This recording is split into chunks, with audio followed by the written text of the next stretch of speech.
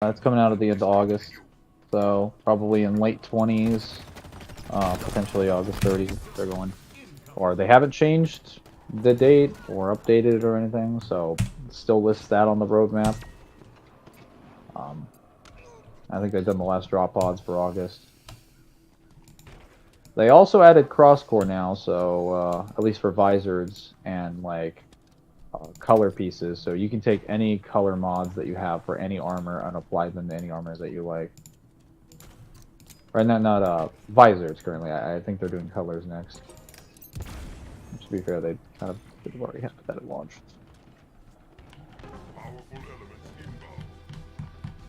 I'm being sandwiched. Nonsense. Are we live yet? We are live, yes. Finally. Now they can watch me die together. Fuck.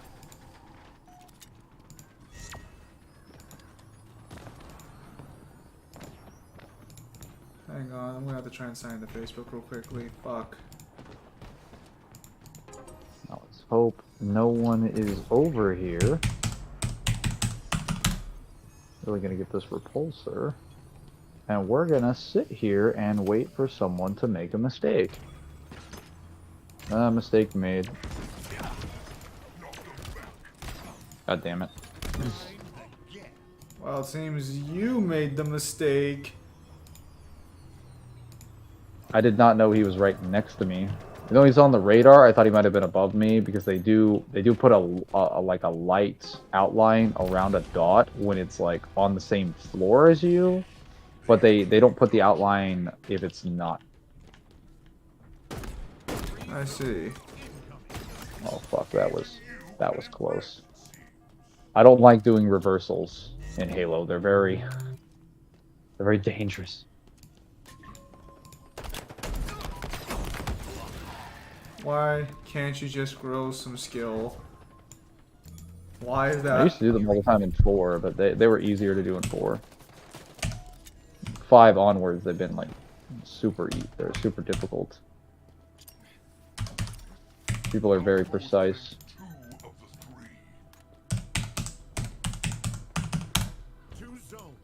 And my team is just sucking ass. Woo! Okay. Got my Fist of North Star account back. Halo Infinite, but this is infinitely bad. No, Halo Infinite, but I am infinitely bad. Good example. Oh, got my account back. Holy fuck, I was so worried about that. You have no idea how much I was worried about that. I was like, oh fuck, if I lose that account, that's so much money. Reversal Much DMC. time.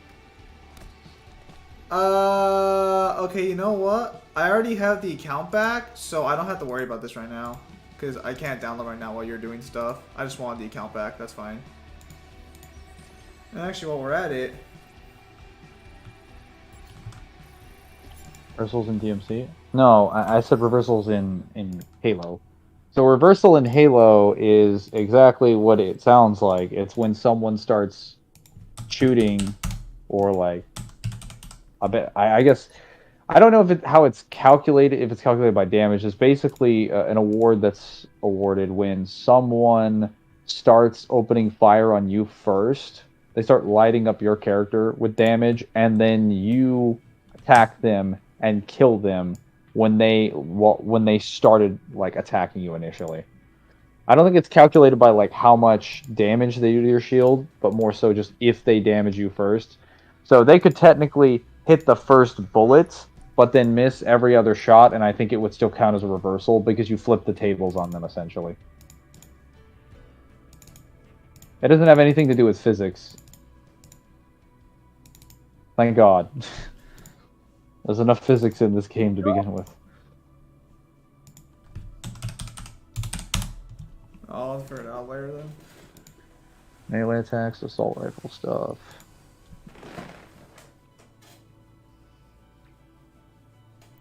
Equip them with a battle rifle. Battle rifle, melee, and assault rifle. Perfect. Oh, wait. Are they doing the Heroes of Rage skins again or no? No, I just decided to switch to a different battle pass and grind that one. Wait. You can just grind any battle pass you want? Yeah. That is incredibly fucking good. Yeah, no, you can get it. You're just like, oh yeah, I want to try in that one. I'll have to keep that in mind. Because I would love to get the Reach outfits. I forgot they're like preloaded. I wish you could like script. Well, actually, no. Wait, you can rip portions of them off. So if you want, like, if you want to make some weird composite Noble Team armor, I think you can do that. I just always found Noble Team's armor set to be across the board one of the better armor sets in the franchise. Not all of them. I didn't like. I liked Emil's armor. I did not like June's. Yeah, everyone I was fucking like, likes Emil's armor. That's like the most basic one. Look, there he is right there. Then George's armor was like, George's eh. armor, I think, would have been Carter's was better good. if it was just generic Spartan 2 armor. I think if George just had like a generic green armor, it would have worked a lot better. I kind of assumed. Is he not a Spartan 2 though? No, he is. Like, he literally just modified the armor. Okay, that's stupid though, because you would just assume he's a Spartan 2 when you see how big he is. Yeah, he is a Spartan 2. Spartan 3s weren't exactly known for their size.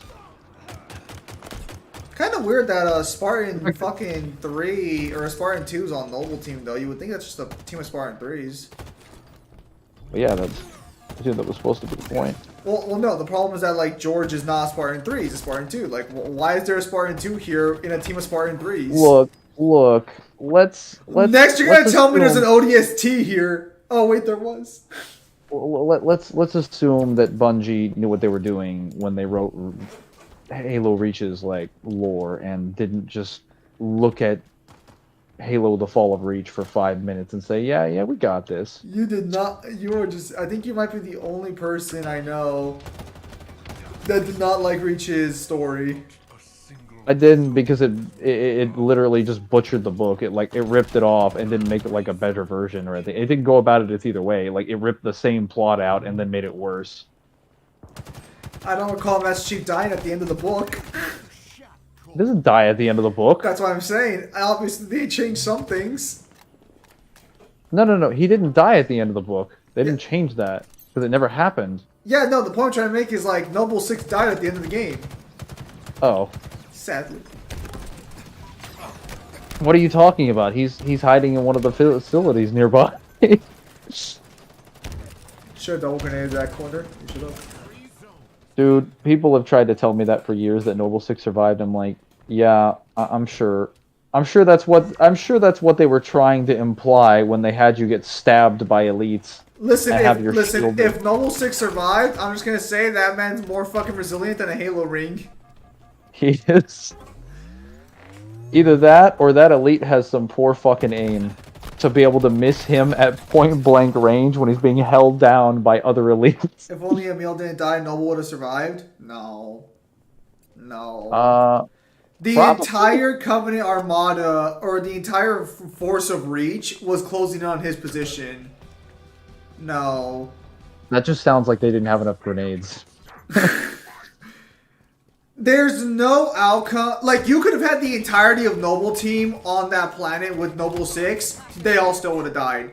The whole point is that you're just the last line of defense and you're just holding out for as long as you can, but there's no point. You're not even like Admiral Whitcomb, where you've got like a fucking planet buster that you're sitting on, where like, if I die, I'm taking literally millions of you with me. My body count will be legendary. Some people same people who think Ghost survived the original Modern Warfare 2? You mean people who were in denial? Dude, who thought Ghost survived? We literally see him just die. When I'm living my life to the best of my ability, and then fucking General fucking I can't Shepard say Shepard, and then General Shepard's like, "Hey, welcome to the real world." If Emil didn't die from that elite and stayed manning the railgun, Noble would have boarded the Pillar of Autumn and escaped. I don't think he would have. He's still a lone wolf. That's confirmed in his profile. No, by the time we're through that entire series, he's literally had an entire squad and fought alongside people for the entirety of Reach's fall. I feel like if he would have left Emil, that kind of would have left a sour taste in the audience's like fucking reaction to him. So it would have, yeah, like, it would have been one thing if he was on the Pillar of Autumn. I think he would have left if Emil had still survived, if Emil was manning the gun. But like, as soon as that elite dropped onto Emil's position, he's like, fuck, I gotta man the gun. Like I don't know. To me personally, I just don't see. It kind of I think would defeat some of the quote unquote character building they tried to do in Reach, because you can't really character build a character who can't fucking talk. I mean, you can. They just didn't try to. He does talk. Hello, also. Noble 6? Yeah, he talks. I forgot. Yeah, he talks at the. Yeah, he talks a little bit. He's not a completely silent protagonist, but he's mostly quiet. I do not remember a single time he ever actually talked. That's because he doesn't say anything meaningful. He's just like affirmative, like, no, I'm Oh, yeah, that's not what that's not fair. Generic lines like that are not like fucking. No, so he'll say things like go Spartan, we got to get ready. Like, no, I'll man the gun, or things like that. Like he just sounds like a Spartan 1. Honestly, Well, I don't know what the Spartan 1s were like, but I mean, he's literally technically lore-wise, he's the second most dangerous UNSC soldier of all time. Because don't you mean third? Because Locke cracked Chief's mask. No. No, because Noble 6 would have won that fight.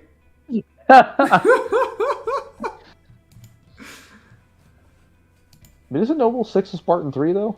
Yeah, but it's confirmed that Noble 6 apparently is the only other soldier to have the same lethality rating as Master Chief. And yet he still fucking died.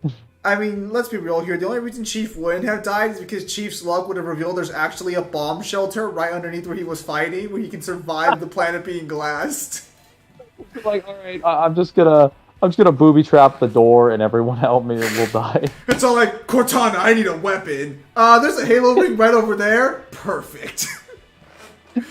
Time to finish the fight. Actually, I don't even know how the fuck Locke even fought Master Chief, because aren't Spartan 2's lore-wise supposed to be like way stronger and faster they're than supposed to be Spartan they're supposed to be the strongest Spartans. Like, out of all the variations of them, well, actually, we don't have that much detail on Spartan 1s. We just know that they were... The only information we have on them is from Halo Wars, which just confirms that their program was a little bit expensive, and they were too cost-effective to produce. Or they were too cost-ineffective, but it doesn't give any details. If I recall correctly, Spartan 1s were stronger because of their augmentations, which is so fucking extreme. And they were older, they were technically stronger, but they were just not worth it. It was so much easier to just kidnap children and, like, from birth, turn them into super soldiers. Well, so, like, I don't think we're given too many details. We're not given any details in the games outside of Halo Wars' timeline on what the Spartan 1s are. Here, which is let me like... see if I can't find it quickly. There's probably some in some books or some novels somewhere, but Halo Wars does just flatly state in the timeline sequence that they were too expensive to produce. They were effective, but like not for the amount of money that was being put in there. Locke should not have been able to do it, but he did. So it's canon. Just argue Master Chief's armor is super fucking old. Mangler, would you build Tyranno or Nordic first? You mean like... When you say Tyranno, do you mean dinos? I think he means like Ultimate Conductor Tyranno. That's not really a deck. That's just a buff monster. I mean, isn't it though? Isn't it though? I mean, you still need things like Logia and Dolka. I understand that, but Miscellaneous Therosaurus. Dude, people will literally base their entire deck's identity over one boss monster. Get out of here. I don't, because I'm not fucking stupid. Hey, what's that deck you got? The one you really like? Oh, it banishes everything. What do you call it again? You know what?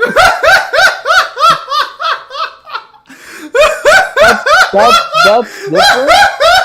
Wait. No, you can't use that example. I just did! No, because people who play Conductor Tyranno don't call it Tyranno. They call it Dinos. Not the point. The point is the point, though. That you said who does that, and I showed you that you did. Tri-Brigade? Fuck Tri-Brigade. Mine is appropriate, though. Cortana, much like all I the need to know is, did we lose our sandwiches? Cortana, I think we both know the answer to that. Keys.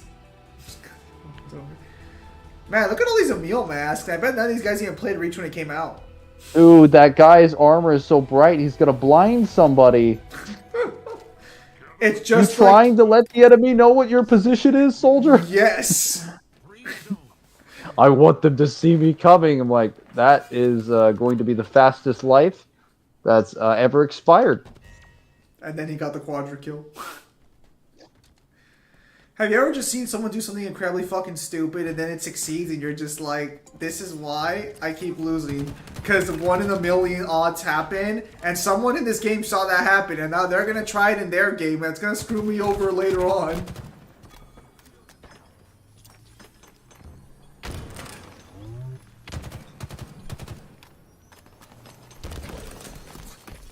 Oh no.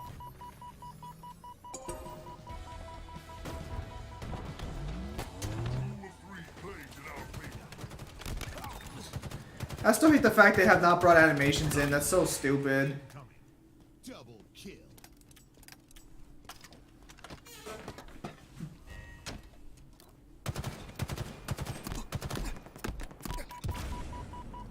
Do you guys consider the Halo Marines in general as a whole an established character?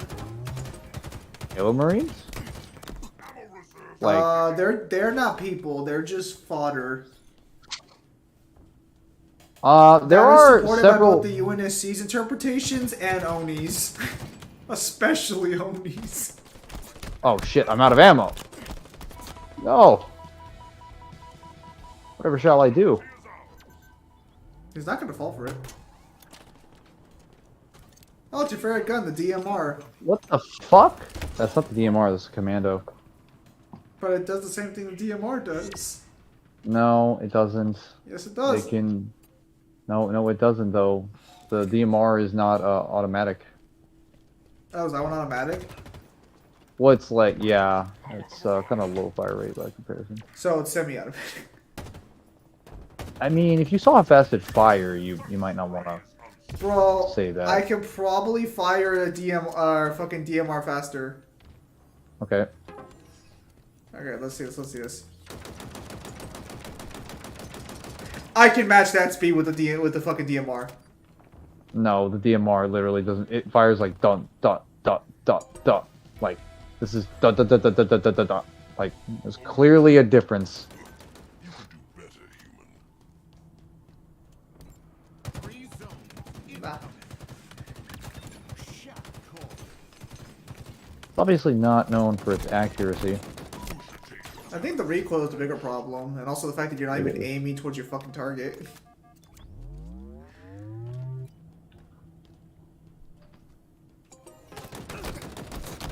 Why would he get closer to you? That works in your favor.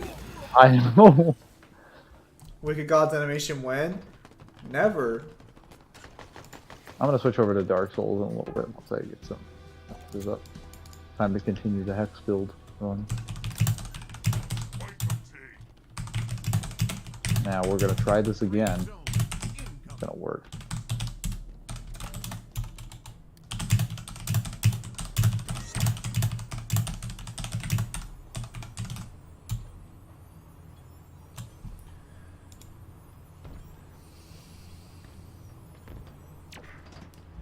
Oh, apparently Jev responded to you. Oh, nice. In the Discord server? Yeah. I mean, think about it. The Marines have been given enough dialogue in the games while cutscenes in the gameplay to show some character to them. If you want character in your Marines, read the novels. Yeah, there's one in the Halo Legends specifically that talks about this guy that has like it's difficult to describe, but he has a pretty decent like character road for several individuals that he runs into across his career. And he basically he ends up developing friends with some of them, but then they kind of betray him on a mission where he's supposed to detonate this objective, and then on his way back he realizes that there's a compartment of civilians that have been hiding out from a Covenant, and he has to decide between that and lugging back because they don't have enough time to get back to. Oh wow, fuck! I got all of them. He has to decide between saving them and lugging back a box or like a container of like something that they essentially like ravage, like gold and like currencies. And half the team decides to against it with like one of his friends who's currently the commanding officer, and then the shootout ensues between him and the ODST commander and the two people that wanted the gold. And they end up winning the shootout, but his friend dies and he gets put in critical condition or whatever. Or then he recovers later, but like it basically destroys him on like the mental level because like he spends like a lot of time away from that person. And he finally meets them again, and then they're just like they just die in front of him. And then later he dies at the end of the story when he's left on the edge of a pelican, and he basically gives like a detonation device, sets up a detonation device and booby traps it to wait for the Covenant, and then just tells this rookie dude to like run off and like live to fight another day, and then he like kills himself. Yes. A lot of the Marines have pretty good stories. There's also that one ODST in First Strike who basically detonates the crystal. So that one's a little weird because I do read First Strike. The problem with him is that on his own he's a solid character, but like he gets the hots for the pilot chick, and then she dies, and that's when he decides to kill himself. And they barely knew each other for like a day. Oh, is he? Are you talking about Pulaski? Yes, because like he literally no. That's not. Yeah, so she dies. So for what I remember, they're trying to repair something on the outside of the ship, Yeah, and she's she in a dies. pelican. Yeah. She goes out there with Lee and Anton, who are the Spartans on Will's team, and they get vaporized by some plasma burst thing. Yes. So something goes off, and he's just like, "No, damn, Pulaski, how could you leave me like this?" And I'm like, "Oh, that's sad." And then he puts like a C4 like foam pack on the crystal, throws it on the wall, detonates it, and then just I guess his body I think gets just destroyed in the security recording later on when they find it. When someone said I don't see color, lol. It's just my life without gold. No, so what happens is there's a little more detail to it, but that's the main thing behind it. The thing is that Halsey gives her the crystal, and Halsey's like, I don't think Oni should have this crystal. Which is a really stupid fucking position to have, if I'm being 100% honest. I understand that Oni's not good, but you are fighting a war for the fucking future of your existence. Weren't there two crystals? So there was a data crystal that they found afterwards. There was like an actual physical crystal that actually fucked with, I think, slip space? It's called something? Yes, it was a slip space crystal that I think basically fucking Covenant wanted to get access to it so they could mass produce like their drivers to jump around. Like essentially it wouldn't have been, the argument is that it wouldn't have been good for them to have access to it. That seems to be what the novel implies, that essentially if they got a hold of it, they could revolutionize their slip space jumping technologies to either move faster, farther, more pinpoint precise ones. This is where I disliked the book when they talked about it, because all it directly showed us is that when you slip space with the crystal, every ship around you slip spaces with you. So look at it this way. Let's say you're playing Halo Wars and you make an army of 1 Scarab and 60 engineers, as you do. And then let's say you want this guy to go in slip space. Well, if you have the crystal, the Scarab and the engineers would just follow you in slip space and they'd be perfectly fine. I mean, to be fair, that mechanic's out of the game. So if I could basically teleport the Scarab with 60 engineers to anywhere on the map, I think I'm gonna be okay. It never properly worked, but it was always fun to watch them struggle. What, like the people who are just like Scarabs with everything, like Scarabs and 20 engineers. Like I never understood why they did that when like people just brought Wolverines. Well, that's the thing. People didn't buy Wolverines. But they did though. No. You had like one guy in a Blue Moon who did, but the problem is that he's the only guy who realizes what Wolverines. Dude, no one built Wolverines. They were so cool, but no one fucking built them. They're so good. Hang on a sec.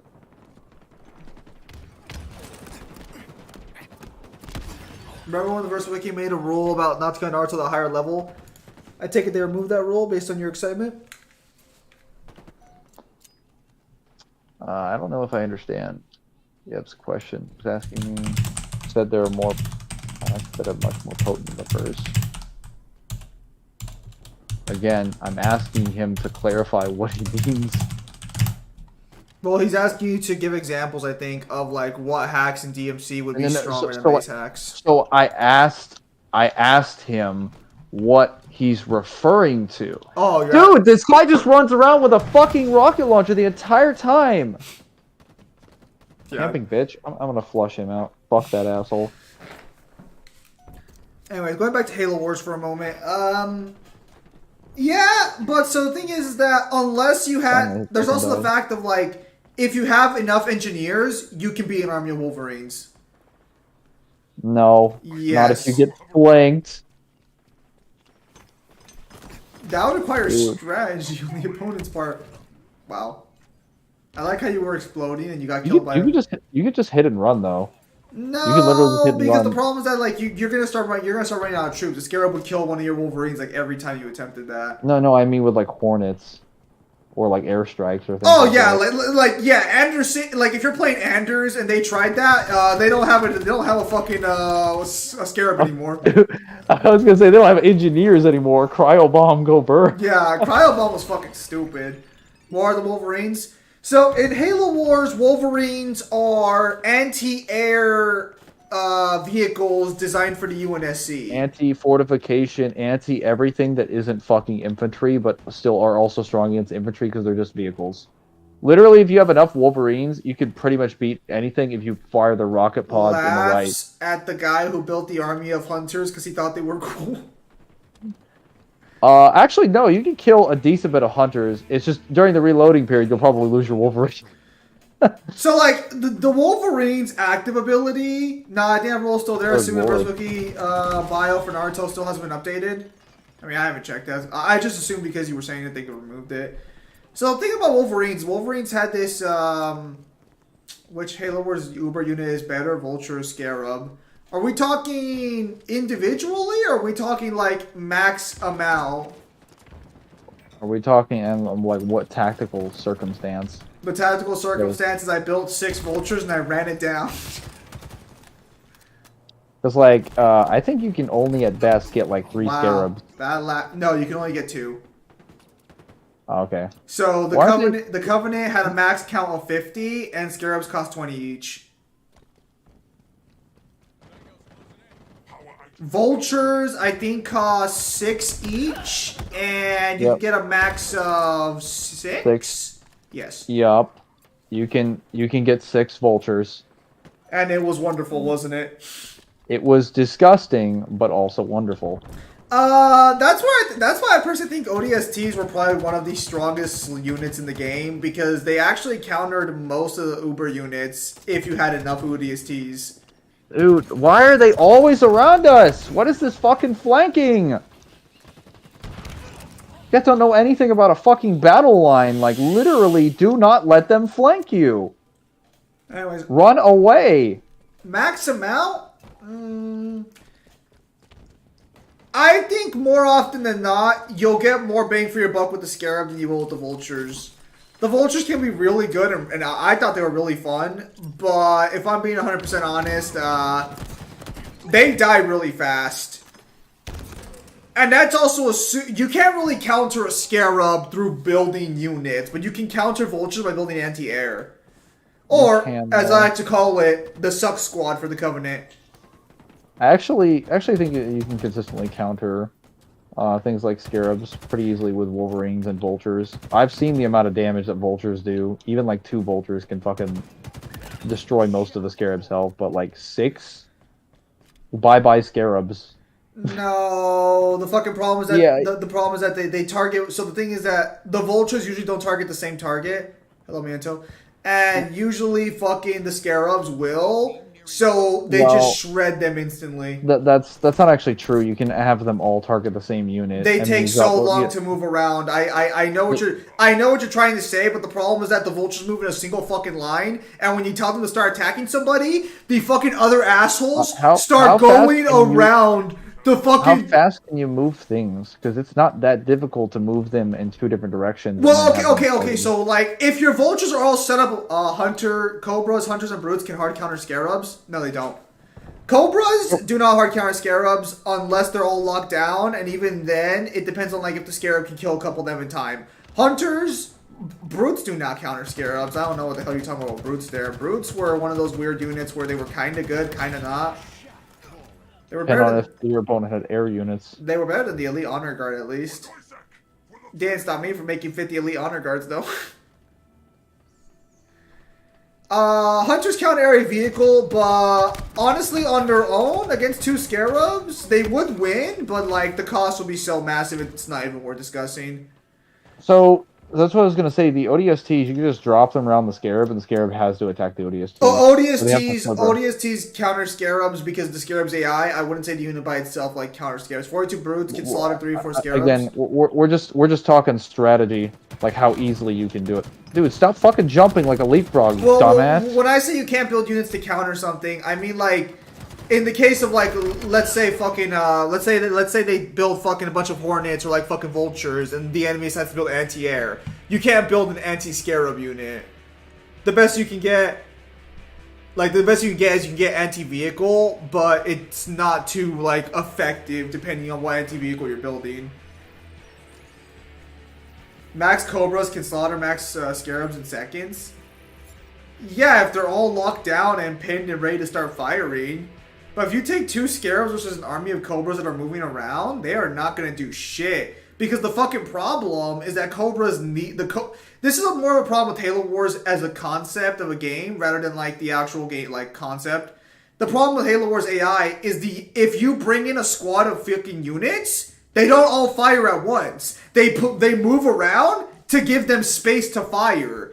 That's why any person who actually knows how to play Halo Wars, you literally select a preset amount of units, send them to a specific location, select a preset amount of units, send them to a different location. Great. And have I them hear all you. arrive I at hear different you. I locations. hear you. Your teammates have now died because you took too long to save them. My teammates are fucking incompetent. So like what you should do is have like, well, obviously like you should generally just try to get as many bases as you can. No, And hold off like specific choke points. Yeah, absolutely. But hang on a second. So VSB makes specific rules against things specifically because of the fact that there are certain topics that they have discussed so many times and they know new information for the most part hasn't come out that they just tell you fuck off. I don't like it, but I understand why they do it, and it's not the worst thing they do. Didn't they do that one for Madara versus Aizen? I believe they did. They said no more Mono versus Aizen matches because they kept talking about too much. I'm gonna be honest. There's really no point in discussing that one anymore. There's no point in discussing that one because at this point, anyone who doesn't know the right answer is just not gonna like change their mind. Kill more to win. Oh wow, that artwork looks really good, Red Dusk. I just got that one.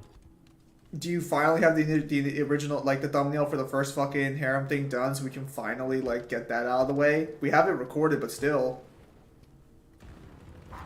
Forward to victory. What's this man doing? Die. Don't you ignore me. You talking to me? Yeah, I'm talking to you because you have to send me the fucking scans to do the fucking commission. Remember? I told you we literally. Oh my god, I literally had to finish the reference stuff first. Hey, his name's Virgil. Anyways, go ahead. Virgil, why would you betray me? Anyways, you were saying. Everything I've given you, and you run me over with a goddamn warthog. Hang on. Okay, so just to be quickly, I don't really have an opinion on Link versus Cloud right now. And what were you saying, Mangler? But how could Virgil betray me? No, I mean about your reasons for why you haven't sent me the scans yet or the pictures. Oh, reference stuff, scripting. After I was done with that, I was gonna send it to you. Is the first thumbnail at least done for the commission set? So, like the actual artwork? Yes, because that's what he's sending you, right? He sent me several versions of it. I'm gonna check this one. I only caught a glimpse of it. Wait. Is he doing separate artwork for separate arcs? Like, I'm just asking, do we have, like, the first one ready to go? Yeah, it's definitely. I think it's in its final coloring phases. Red Dust, did you Again, commission one picture that took this long, or did you commission several pictures? I think he commissioned one picture, but the guy has just been giving him like different versions of it to show the progress on how long that's taking.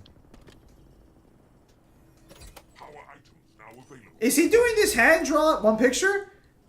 Is he doing this hand-drawn on, like, paper, or is he a digital artist?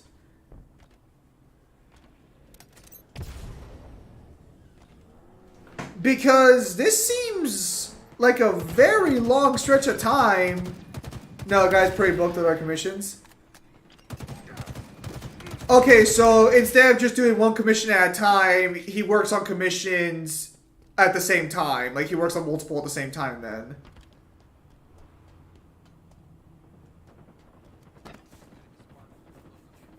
Alright, that's fine. I was just curious because, like, I was gonna say, like, god damn, like, it's been, like, what, a month or two since you commissioned that? And just to be clear, before you throw that in my face, like, you know, where's, like, my commission thing? We did record the first arc already. It's just that we're waiting for your thumbnail, and I'm waiting for Mangler to send me what he wants to edit in, but that's already been recorded.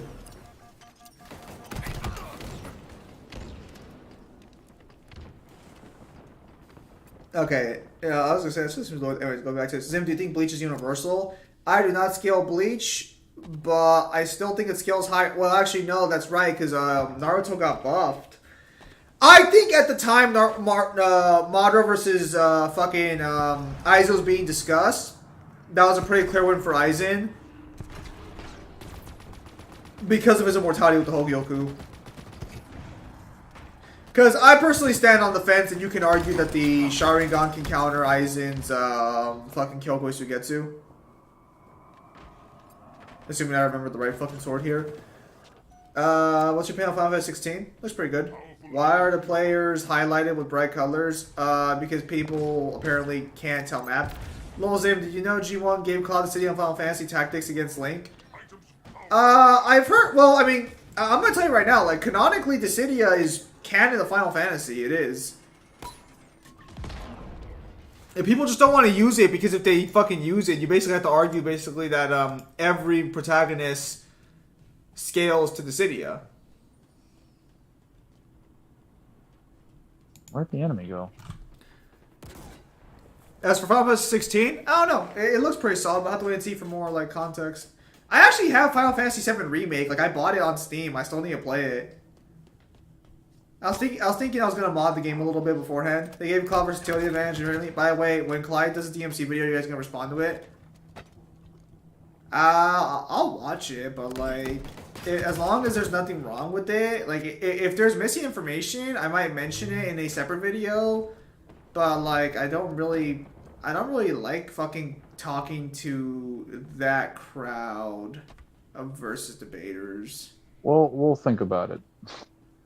Because the problem is that if I react to Clyde, I know Clyde's gonna find out, and Clyde's gonna get me involved and gonna try and talk to me or give me shit, and then it's just gonna lead to a spiral that like is like, eh. I believe Clyde is a part of Set the Programmer's crew. Yeah. Yeah. Everyone I've kind of met who likes Set the Programmer or acts like him. Because I know Neo met him. I don't remember what Neo's actual page was on him, but Neo might be the only guy who is the exception to this rule. They're kind of cunts. They're kind of like big ass cunts, and it's just so much easier not dealing with them. Well, I was gonna say if Clyde reviews it, I'd be happy to check it out. Well, that hasn't been Pretty reset. For a while, he's been replaced by 6. Which is kind of funny, because I'm gonna be honest, I've seen some of 6's things. I wouldn't say crew. I strongly doubt he's changed from when he was with, like, fucking Seth. Call it Oh! Oh, Mangler, fly up there! Fly! Yeah, I forgot to activate my airborne floaters on the ghost. The fact that the ghost can't fly is a crime against like creation. It's already halfway there. When's that Darksiders video coming? Okay, so first off, that was not my project. That was Mangler and Kyle's project, and that was supposed to be done with Excalibur. However, well, I can't speak for Excalibur. Ideally, everything's going well for him. It seems like he might have quit YouTube. He's on a very long hiatus, apparently. It's called quitting YouTube, mate. Oh, on your upper right. The enemies. Honestly, Clyde's pretty respectful to the rest of Seth's goons. Clyde and Chuck don't really start shit to my knowledge. Well, so, like, I don't think he would have an issue with us if we reviewed his thing. Also, I mean, if he has a problem with anything we have to say, you can feel free to check the videos. Mangler and Devil do not have a YouTube channel. Currently, only Kyle has a separate YouTube channel. So subscribe to Kyle if you want to check out some streams, and he'll be doing his own versus matchups in the future. I do actually have 4 subscribers, so I don't know why. Yeah, it just randomly happens. I think YouTube just bots you some subscribers. I'm still pissed that Zelda has been downplayed a lot by people. Downplayed is debatable. Zim, please do Zelda justice. No, I fucking hate Nintendo characters. I did a How Powerful Legend of Zelda like 4 years ago, and I just did it for fucking I did it for your Ocarina of Time. No, it wasn't. It was the dark one, not Majora's Mask. Twilight Princess. Spike grenades. You like Samus? So I've actually done a How Powerful Zelda in the past, but or Link in the past. I like Samus. Wow, that looks really nice. I do like Samus, but you notice how Samus How Powerful hasn't come out ever? I make no mistake, I was going to have nothing but lewd pictures of Samus for that How Powerful. And if that How Powerful still happens, I'm just going to have nothing but lewds of Samus as like the in-between images. Wow. Truly a man at heart and nothing else. Also, Clyde stated that he was done with the main community due to how disrespectful they are. You guys remember how I did my DOA How Powerfuls? Same shit. I missed. I should just ran at him and sticked him. Better to go positive. Better to go even than to, or break even than to die. Better dead than red. That doesn't even make any sense. I'm still waiting on for that Adachi render. Nani? Where is he? Oh, he running away?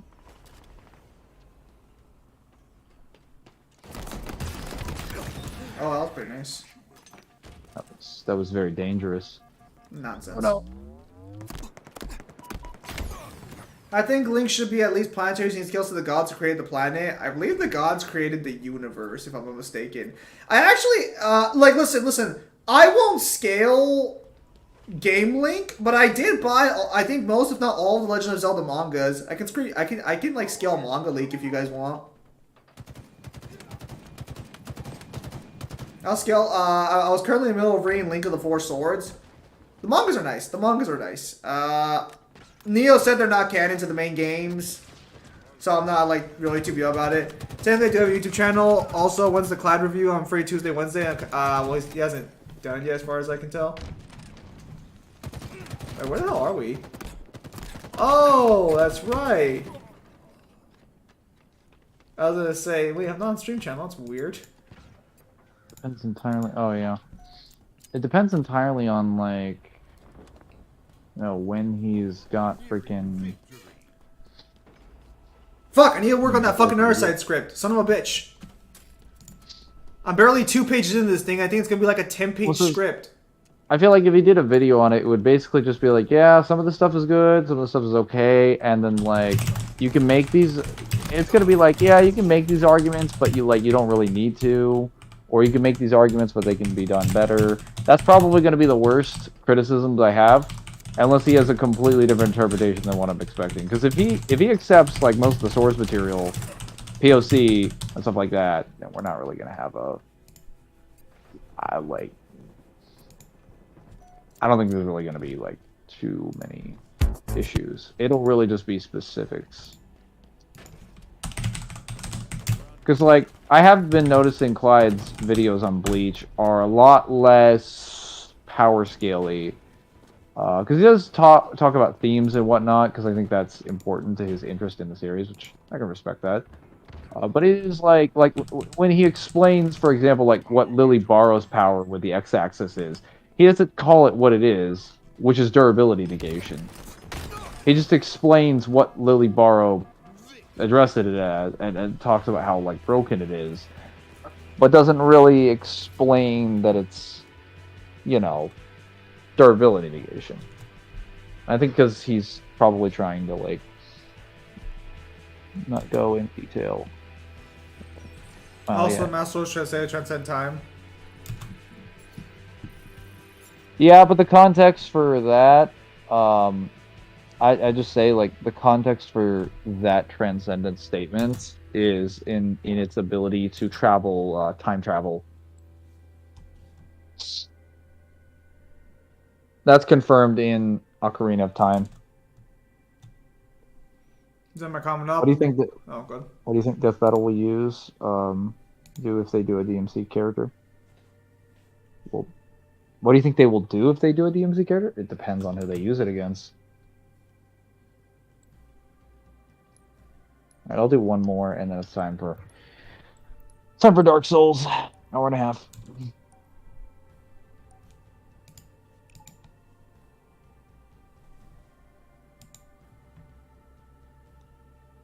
Zim, I wanted to see Adachi next to that near chick, Virgil, and you in your video renders or fan art. Oh, those are commissions. I have not recommissioned a new thumbnail for the channel yet. Because the one for Lost Paradise is actually Kyle's commission. I need commission one for Persona 3 actually. You look like you're stuck in the 1930s. Wow. I just now realized that. That's so funny. I think you should keep it like that. That's actually that actually gives a good contrast to the colors in the game. Makes it super easy to see where you are. Wow. Everybody thumbs up if you approve of 1930s Zim. This is my I just see life. nothing but thumbs up in the chat. This is my life after gold. After his gold, all he is pale. Did you know versus Hellboy with a G1 stealing it will be a disaster? I don't know if they're interested in that matchup anymore. But I'm pretty sure Death Battle, if they featured a DMC character, they've wanted it to be a stomp. Because they never wanted Dante to win. Yes, because that was actually Ben and fucking Chad's little flourish. Yeah, because they were like, hey, the TMC community is like rough. They're gonna rip us a new one. Which, to be fair, TMC community would be more aggressive in total than the Bayonetta one because they are larger. But that was really the only point there. It had nothing to do with how accurate the verdict was going to be, even from their level of research. What the hell is going on with my body? I am sinking into the ground.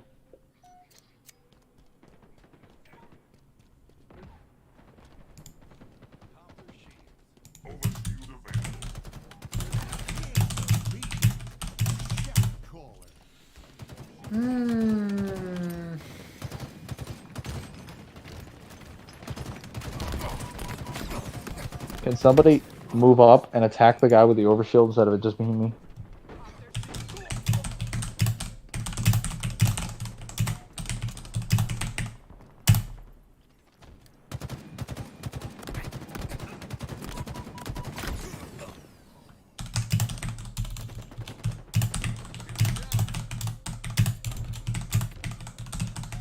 So let's say Death Battle does Moonless versus someone. How do you think they will scale him?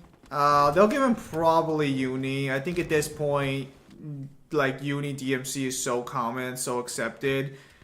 They'll probably give him Uni Plus. I don't think they'll ever do Moondus. They won't, because there's no money in that matchup.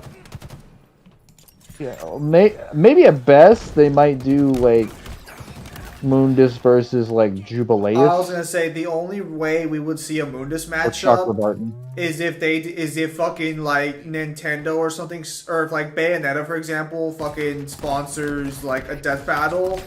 Cause fucking Jubileus' best matchup is going to be fucking Mundus overall. His only other matchup is really like Chakra Barton. Overshield available. What's with the thumbs up? Oh yeah. Also regarding the thumbnail for P3. So unfortunately, I'm in the middle of commissioning a shirt design, and afterwards I'm going to commission some more comic panels for a hentai I'm working on. And after that, I might do a P3 commission, but I don't know, because P3 turned out to be a lot rougher than I ever could have imagined. P3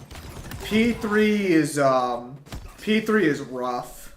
I think the thumbs up was for. I asked people to put thumbs up in the chat if they Oh, approved of anything for them. that's right. I was And gonna say. Azara and Sparta were like, "We approve. Good job, boys. I am proud of you." Maybe yours will be in Death Battle. No, I think we're more likely to see V in Death Battle than anyone else. V probably has the biggest likelihood. They probably put him at Uni if G1s and buy it, but I doubt Death Battle would stop liking. Stop thumbs up. They would have more matchups with V because they could just take any summoner character and just chuck him in there. Yes.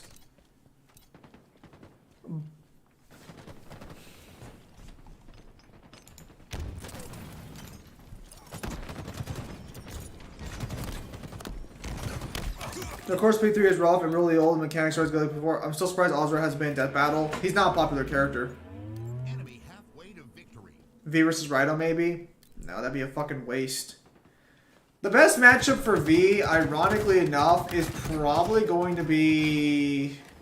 Kylo Ren. Kylo Ren could work, but I think real talk, they'd probably do... I think maybe a Persona protagonist. I was joking there when I said that. No, you weren't. Because they're going to do it next. Me still waiting for Zen to play Digital Devil Saga? Keep waiting. Overshield available. John Constein already has Rhino, man.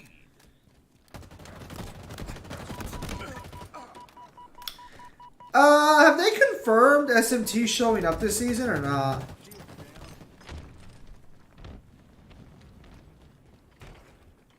Mangler, there's someone in the hallway, you missed them. Your tunnel vision's too strong. There was a guy there that they fought, you could see the battle phase. John Constantine versus Rick Sanchez, that's a stupid matchup.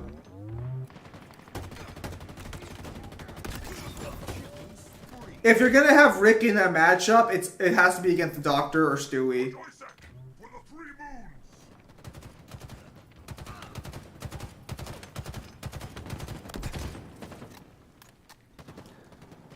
I've always said Ozra versus Kratos is a good matchup. The best matchup for Kratos is either Ozra or fucking War from fucking Darksiders. No, it's either. Oh wait. You mean Azura? You mean Azura?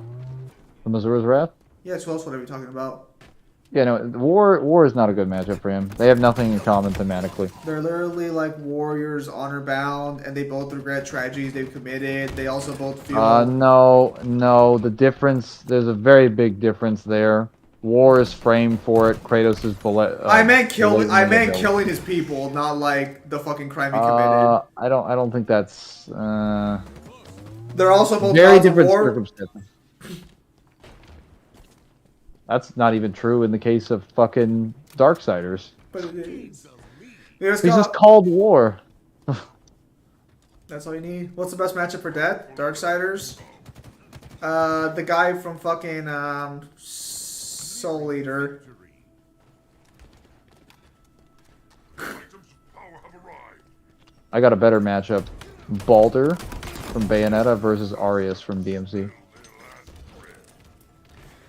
See it now. The problem with that one is, honestly, if you're gonna have a matchup involving fucking Baldur, it would only make sense to try and get a father matchup in there, or if not, like Gandalf. But it is though. He's the father of Lucia. Wow. Oh my god, we're doing the whole Bleach and Kingdom Hearts similarities again. Which, by the way, Mangler, yes, they are similar. Aria stomps. Ganondorf versus Dracula, I'm still skeptical about. Who won that one? Was it Ganondorf or Dracula? Is it okay to make some chapters longer than others? Yeah, it's up to you. Oh my god, are we literally about to break even here? Fucking loser leapfrogs over here. Dracula won that one? Should have. Dracula versus Ganondorf? So you think Ganondorf should have won that one then? Dracula should have won that one. I don't know. I don't remember who won. No, I'm asking who won the death battle. They're saying Dracula, but I think Minato saying he thinks Ganondorf should have won. Pretty sure Dracula has far more hacks and abilities. Probably. I don't know what can you give the Triforce though. I don't think he should win, but he was lowballed. That's generally the case with a lot of characters in Death Battle. Aw, died and I got an assist! Plot hacks goes burr. Dude, plot hacks doesn't work in versus matchups. It doesn't. That's not why Dracula wins. I've also read Neo's blog as well. I think he extrapolates plot to mean a lot more than what plot includes. That's not why Dracula wins. Just say it's reality warping. Like, literally just change the term plot hacks to reality warping and it's fine. Like, he wins because, like, massive hack stomp. Well, I thought he was gonna say like his regeneration and shit, not fucking plot hacks.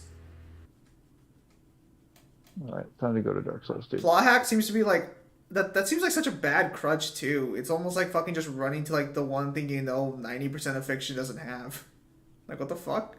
Arius stomps. He does, but like I think Arius and Baldur have a lot of similarities in common. So they directly build up a company specifically for the purposes of like resurrecting, or specifically for the purposes of like bringing back the power of like a greater deity within their verse. Baldur for Jubileus, Arius for Argosax.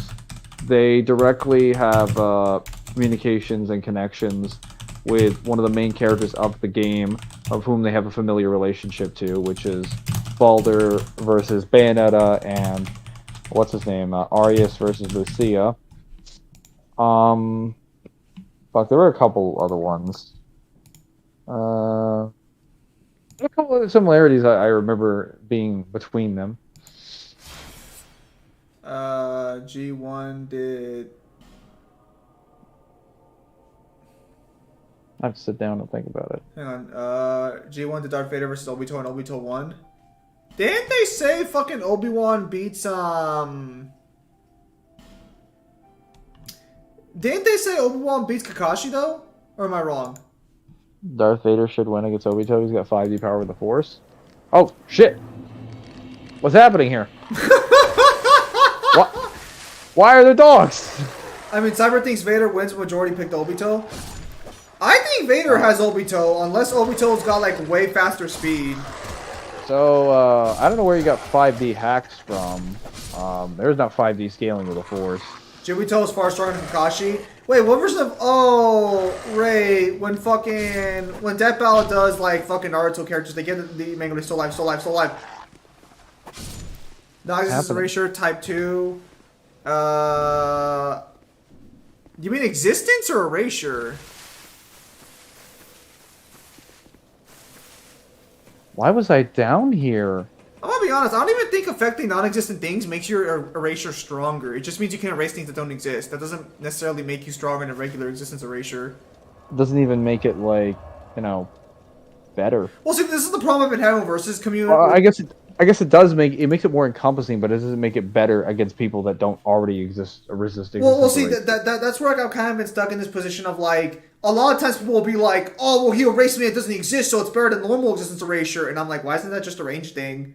Like, why isn't that just a property that he can also affect things that don't exist? Why does it have to be stronger than regular existence erasure? Also, Anakin's react to hyperspace travel. No, just Darth Vader should hyperspace isn't really like hyperspace in what's it fucking called? Star Wars would just be like MFTL. Who Why do you think Dante and Rias is a fitting couple in like most ships? Would someone ship's character A would character B just because they can? Dante and Rias? Hmm. I have an enchanted falchion on here. I don't really know if Dante versus Rias actually works as a fucking like relationship option. The problem with like fucking for all of Issei's faults, it's really hard talking about a fucking relationship like that that's so one sided with the girl's obsession of the guy. Because Rias is super into Issei, and there's no good explanation why outside of he's just a normal person who treats her like a normal person. Like Hera protagonists all suffer this problem to some extent where their character. So I could have sworn you said that once. It's possible I might have. It's possible I have. I'm not gonna say it's not, but like the problem with fucking harem protagonists is that they're so generic. Well, okay, hang on. Are we just replacing Issei like with Dante, or how are we doing this? Because like if we're just if we're just doing like a complete swap where like instead of Issei being there, it's Dante. That's easier to work with. The problem is that fucking like certain characters are hard to work with. Hang on. In that regard. Good. Vader should have better. Non-existent erasure type 2 means you could erase people who completely lack concepts. So that's not necessarily true. You can erase someone who exists outside life and death, but isn't like a conceptual entity either. I mean, like it depends on how the series defines it. Like there are different types of non-existent beings. I mean, Dante is kind of a show-off, which she would like. He's also honest, and he's also fucking... Well, he's powerful, which she'll definitely like, but he's also respectful. Somewhat. No, for the most part, like, Dante doesn't fucking, like, harass or do anything, like, weird. You know? I guess. Well, it depends on what you define as weird. Like he doesn't just go talk to women and try and fuck them. Technically, I mean he does flirt with them. Oh but yeah, like, no, he's not. He's not a. He's like not he's like a human being, womanizer. and one of like Rias's problems was that like she was basically being sold off just to like give birth. Like no one really saw her for her. He's not a womanizer. Don perverted as Phoenix Riser. Yeah, like so Dante is he would be able to see her for what she is and empathize with her, and she would like that. On top of the fact that he would be strong, and the fact that he probably would listen to her without too many issues. Mangler, why did you cancel your upgrades? I still need to find some hexes. I have a third. Because I mean, like, I still need to read the high school DxD books I bought, but like Issei, the problem with harem protagonists is they're written as blank slates in order to do shit. Because like the idea of a lot of harem stories is their wish fulfillment stories. So you want to set up a protagonist for the most part who you can kind of insert yourself into, for better or for worse. Issei has a personality, but a lot of people could probably have a better personality in his position. Dante versus Alucard to me is still Dante's best matchup. Dante can do the same with Priya, but if we go by that logic, thematically. Like, what does he have in common with Alucard? Hang on. Let Red Dust, I'll come back to this right now. Let me read some of their comments. No, I said Vader was a bit stronger, a bit faster, but they still have precognition, Izanagi, and mortality to get around his AP and speed with better techniques like Kamyu. No, Vader has mind manipulation shit. Trash. Although, does Izanagi even work that way? Also, the Force? Vader's like, how do you put yourself into the Kamui dimension against an ability that you can't see or detect? Like, he would just see Vader lift his hand, and he wouldn't know. Dante versus Alucard, to me, is Dante still has the best matchup. I would have to see those, like, things. Not to mention, I'm pretty sure Vader can activate the Force without lifting his hand. Yeah. It's just more controlled when he does it. So Dracula also has subjective reality, power mimicry, chaos void manipulation, concept manipulation type 1, among many other bullshit hacks. What the hell is concept manipulation type 1? Is that like where you can manipulate concepts on a fundamental level? You mean type 1 conceptual manipulation? Well, I mean, I'm just reading... like, yeah, that would just be the highest form of conceptual manipulation. Concepts that are independent from any reality. Based on what? And is that even fuck? See, that's the fucking problem I think I have with like franchise a little bit like that one is like, okay, so he can manipulate concepts on a fundamental level, and here he is dying to a cross. If Blackbeard dies with 2 Devil Fruit fusions together into 1 Devil Fruit, maybe, but probably not. The only good Heron protagonist is Rex from Xenoblade Chronicles 2.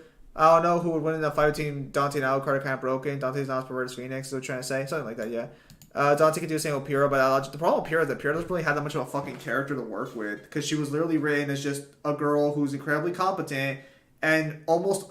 So, like, Priya is a reason why the Bechdel test exists. If you've never heard the Bechdel test is a writing tool that's terrible, but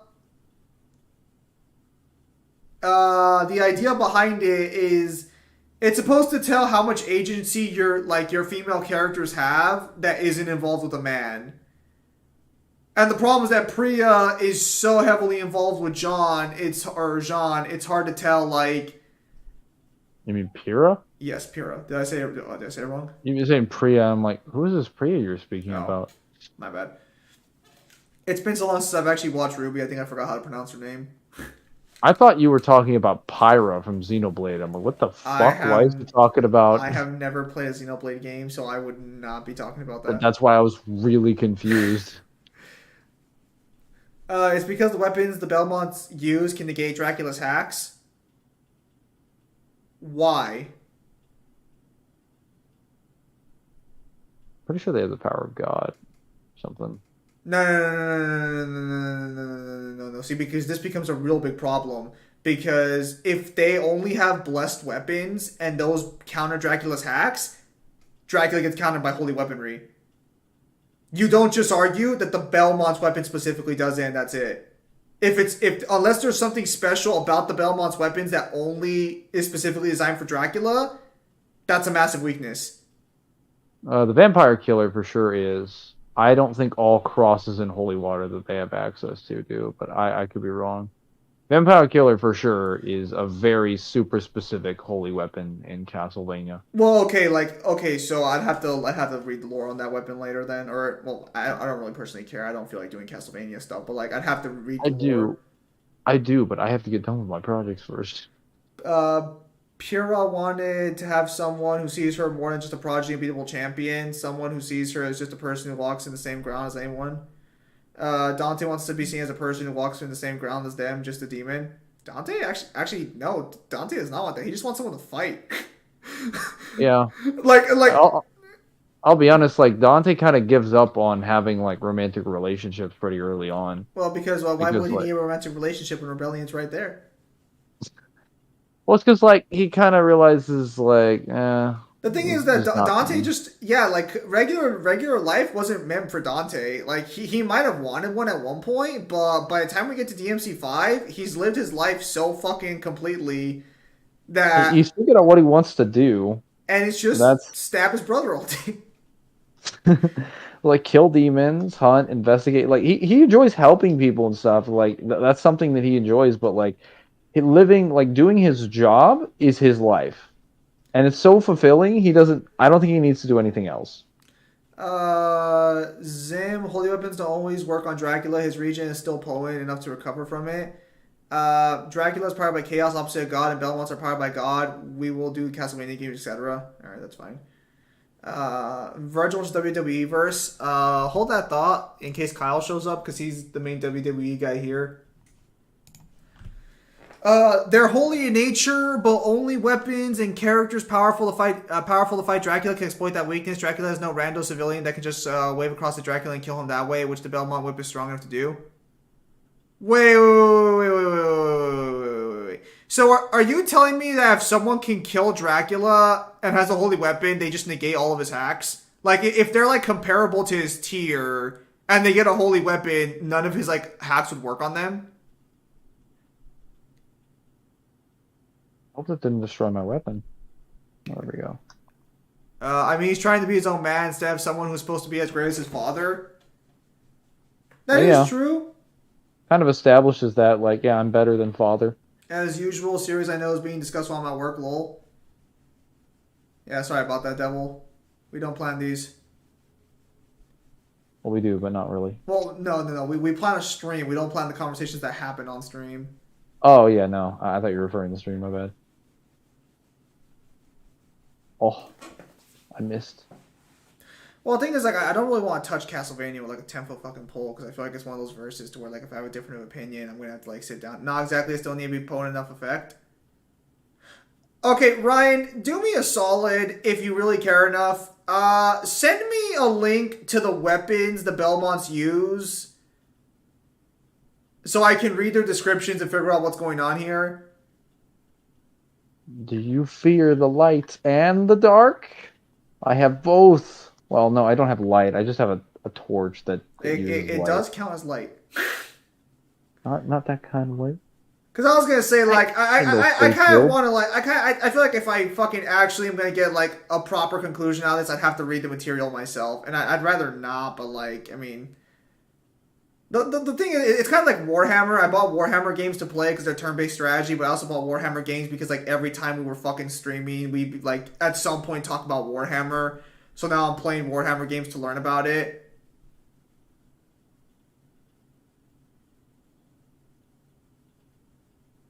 Uh-oh. What can I say? I started playing the new Warhammer turn-based strategy game, and I'm now fighting the Warp. So I guess I'm off to go kill the Warp now. Yes.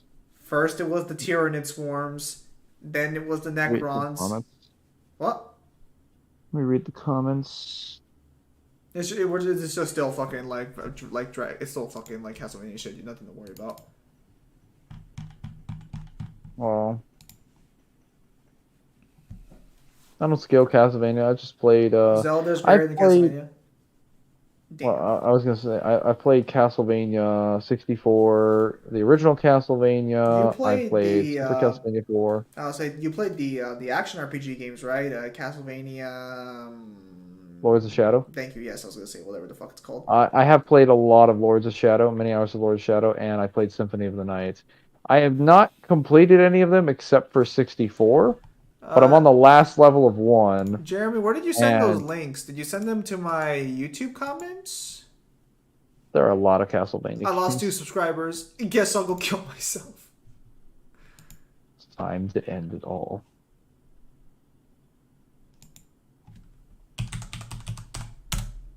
I keep thinking that No Man's Wharf is going to be dreadful without bows, and then I go and play, and I realize I can just run inside a building.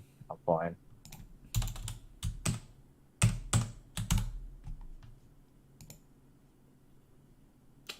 I see a Google Doc here, and I see a YouTube video from 7 months ago.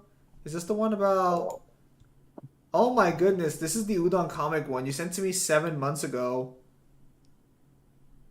Heavy boots. How the fuck have I not watched this yet? Good lord. I'll take a look at it while I'm working on my script later. Let me see this. I see Discord app. Let me see this. Oh, here we go. Let me full screen this for a moment. Oh, why would you fucking post this like this? Holy shit. Why is it so zoomed in? There we go.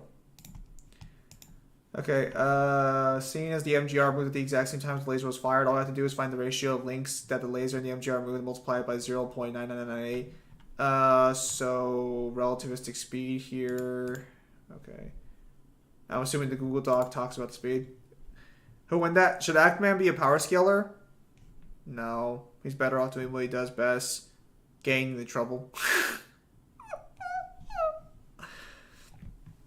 I like the Ackman. He does good videos, but I think his realistically, is there a way to send links in the stream? No. Unless you just don't hyperlink them. For some reason, YouTube doesn't allow you to put links in the stream. That might be my rules, but I don't ever remember setting up rules like that. One thing I realized about the Ackman is, while he's a great YouTuber, very milquetoast. It never really occurred to me just how fucking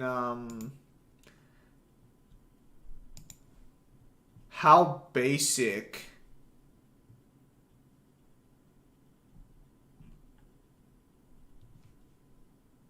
his actual fucking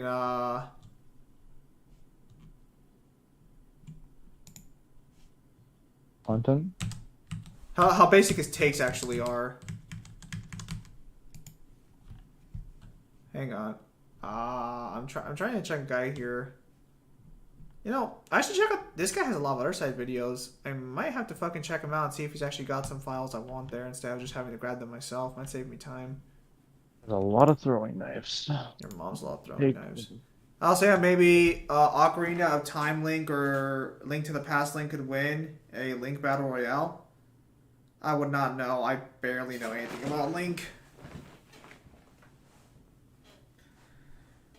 The Legend of Zelda franchise is one I respect for what it's done for gaming, but it's also one that like I never particularly cared for. Oh, Mangler, do you play Legend of Zelda? I have. Alright, so who wins a battle royale between the links? Which links? All I haven't scaled all of them, and I don't know. I haven't played Breath of the Wild or Twilight Princess, so I don't know their full arsenals. And I haven't played all of Wind Waker. I played all of Ocarina of Time and most of Link to the Past. So I'm not exactly the person you should be asking. Because I simply do not possess the knowledge. How powerful is protagonist of Fire Emblem X SMT crossover? No fucking clue. But if they scaled SMT, probably like tier 1.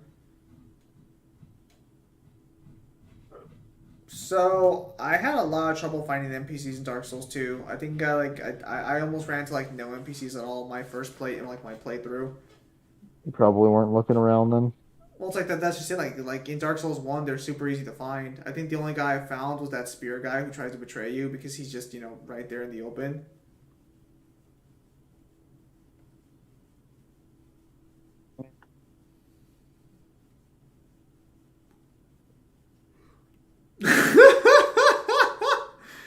I like how he waited for you to fucking drink it. I literally should have just healed outside. I was convinced that guy was gonna fucking like throw a projectile or something at me. No, I know, Jeremy. I saw that, but then I saw there was a Google Doc link there. Is that some sort of makeshift helmet you're wearing? No, he's just wearing a fucking deer head on his face. Listen, there is an actual tactical reason for wearing this. Well, actually, it has pretty decent defenses, and it does great magic and dark defense. Listen. And it also increases my intelligence I'm sure you're, and it buffs my souls collected. I'm sure so go fuck yourself. Sure your cult meeting appreciates your dedication to the craft. That is not why I'm wearing it. Okay, but dude, you literally use dark powers. Hey, the guy who had this didn't use dark powers. I think. Probably. He is using it as a helmet, yes. So every time he goes down the stairs, he just hits his head over and over again. God damn it. Alright, Bradley, time to move out. Bradley is a great summon, because he's basically a spearman with good armor, and he also has access to miracles. So he can blast people with emit force. He has access to lightning, so he does stupid high damage. And then he can also heal you.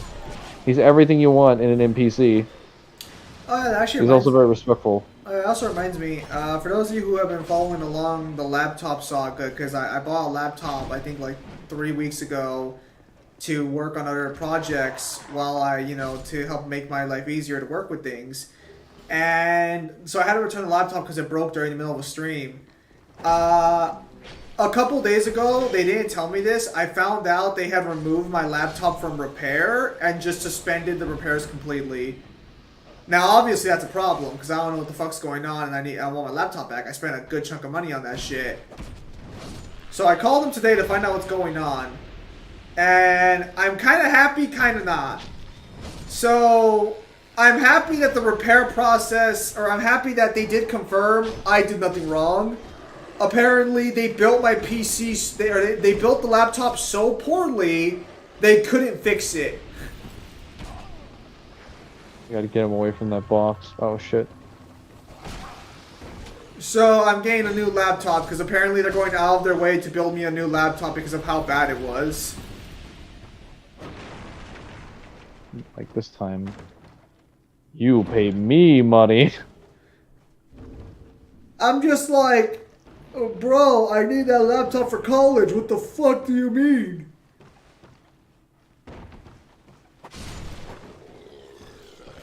Also, why the fuck is the face cam screen black and white?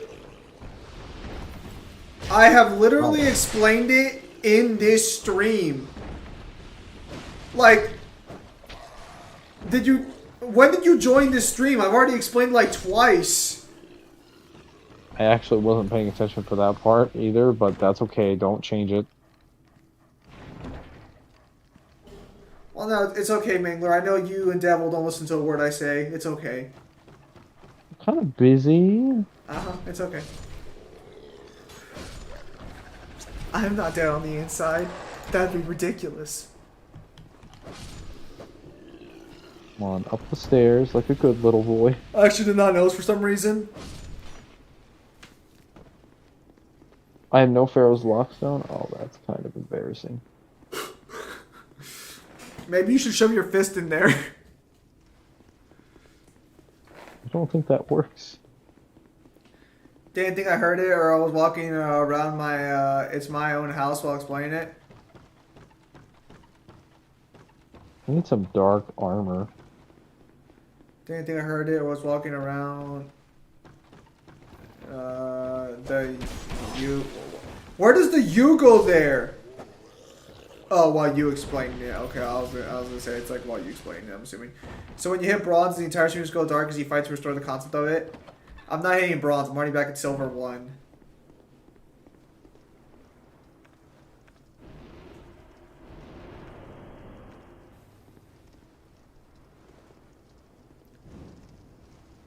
I'm actually good at the game. I just wasn't playing the right champions, or more accurately, so I like Kale, I do, but she lacks CC, which is not good if you're trying to carry on your own.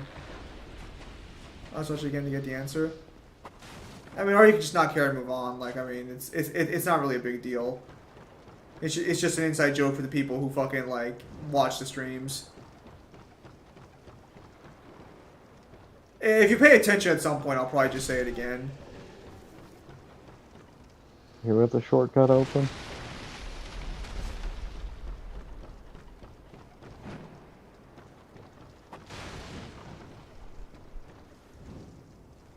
You gonna kill that guy?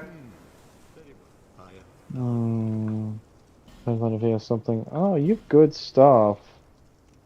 Especially Shockwave and Soul Spear Barrage. Soul Spear Barrage is so fucking stupid in this game. Urine is actually pretty good. Do you think that leaks are bad? Not too sure. We'll buy a couple. We'll buy like 3 of these. Wait, you can buy items that restore spell uses? What the fuck? I think you can get Nessus guns. Can you get through this part without the torch? You can, but it's not advised. I did not know they were afraid of light the first time I came here, so I fought them all directly in the dark, and by the time I was done, I was like, wait, why would I watching someone else's playthrough? They're backing away from him. Then you realized light is the best. Like, look how much better this place looks with light. And then you just go, fuck it, Pharaoh's Lightstone. Or Lockstone. Because it is the Lightstone, because it lights everything up. Did a Basilisk just come flying at me? Or actually, no, that's not a Basilisk. That's a Shadow, a Shadow Trooper. They're basically, what's his name? King Vendrick's ninjas. His ninja squad. Literal, actual ninja squad. Designed to, I think they were designed specifically to silence people who were going hollow. When his kingdom was being consumed. That's pretty good. Hello, Samaj. Is a soul bag ever survived in the Blood Edge a fair matchup? Label me later. We'll see what happens. Oh.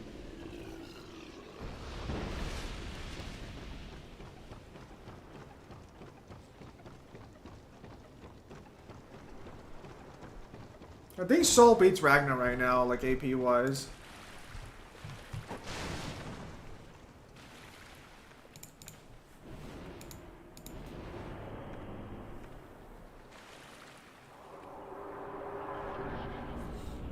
Yeah, I gotta fucking back in the goal because the season's ending soon.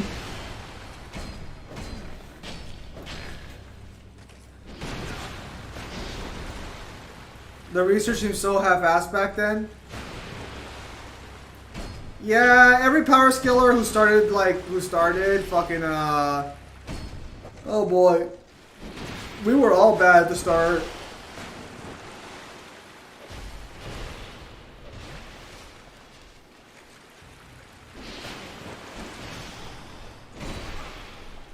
It's heal if you could hit faster than 5 miles a second.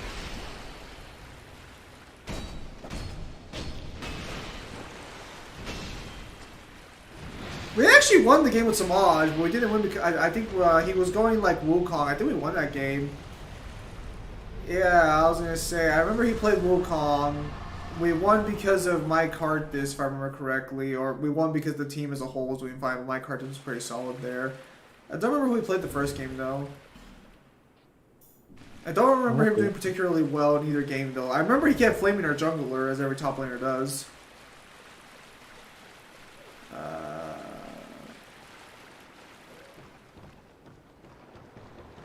Yeah, no, he flamed the jungler, which was the proper strategy for top lane. I don't remember what the fuck the first game was like though. I don't remember like what our first game looked like.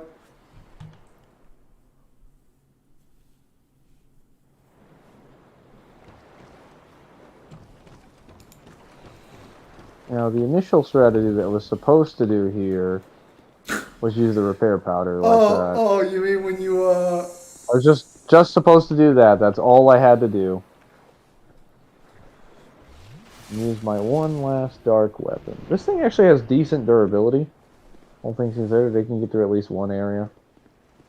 If I decide to kill everything. If I decide to skip some things, it can get me through 2 areas. Hello, Demon. Yeah, this hex build seems pretty busted.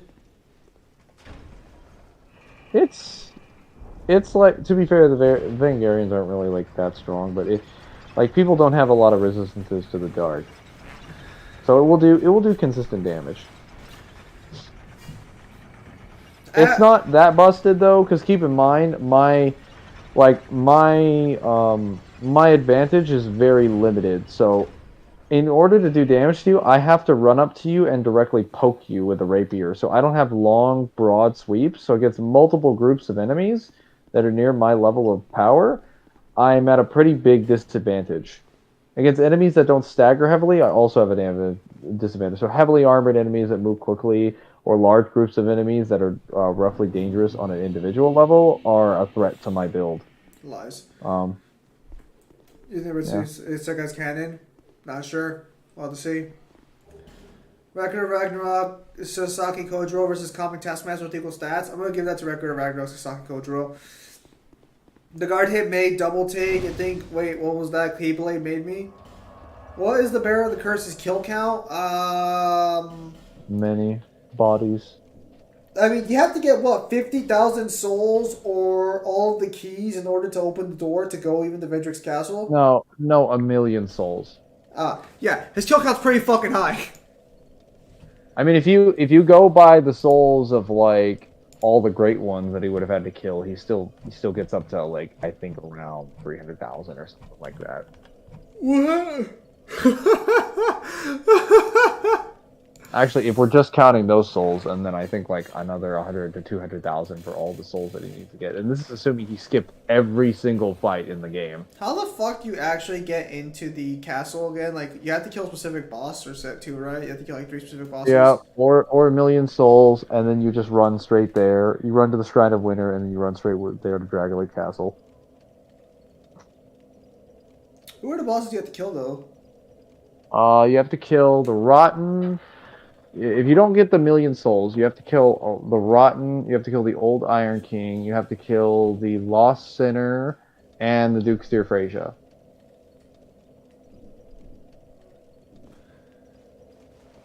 The Ryan's Dude, such a weird boss. this rapier does so much fucking like critical damage. It does 140% critical damage, and then it also does fire, and it can also be infused. That's a little silly. Mangler looks for the best way to break a game. This is silly. Not even that good by like comparison. Because armored enemies just eat this thing for lunch. Because while it is thrust, like thrust weapons don't do great against like unarmored targets. Against certain armored targets, they just eat your damage for lunch. Oh sweet, I got a bunch of common fruits now. Did I just get invaded by a forlorn? Oh fuck.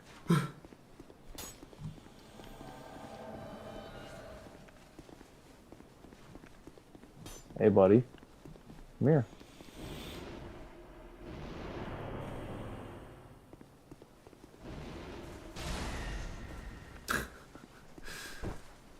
Nice parry.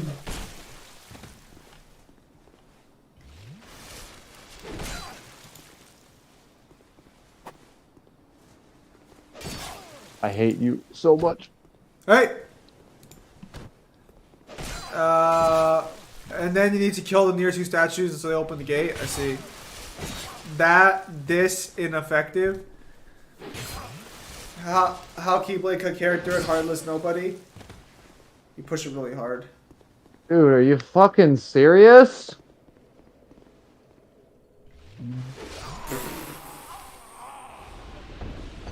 Shouldn't spend all that time parrying when I don't know how to fucking parry. I know. Yep. Only myself to blame for that one. How powerful Soul Ragna? Soul potentially 5D. Ragna, I think just caps at 2A. Might be 5D.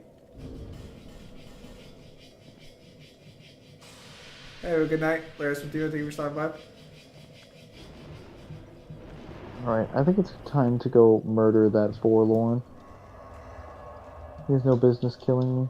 Last night I went to sleep at 4 and I think I woke up like at fucking 8. Thankfully I don't work, you know. I have to go in at 2 p.m. tomorrow. What a bother.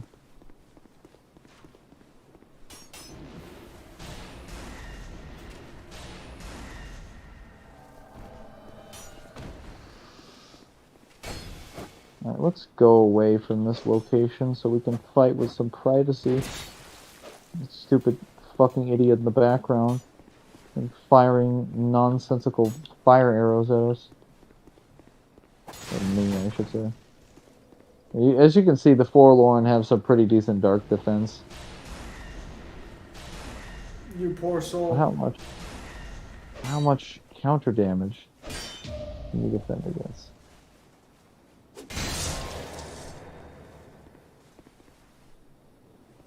That's what happens when I land a parry. So. Why do you save your souls?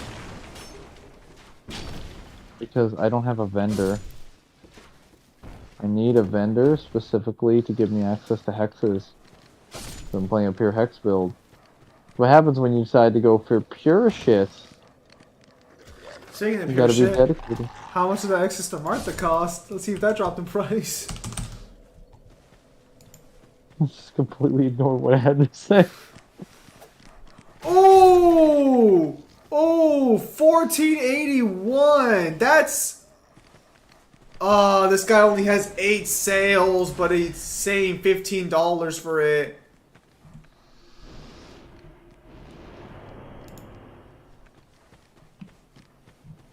I'm sorry, Mangler, you were saying something?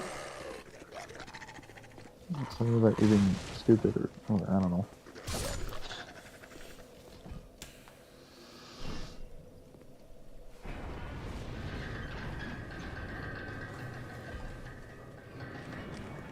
Do you care if your cards are lightly played or not? No. I was gonna say... I think it's as low as it's gonna get. 15 to $16 range? What's 16 times 3?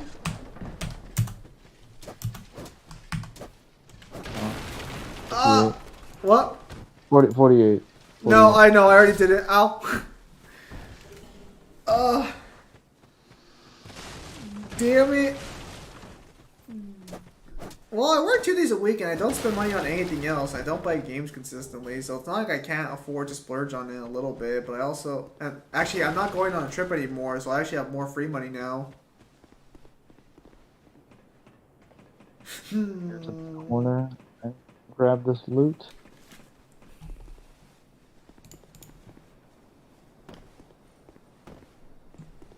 I'm kind of surprised no one's buying this card though. Like, I guess the Exorcisters are just too expensive of an archetype. I suppose the pursuer just does not reveal himself if you have the stands up.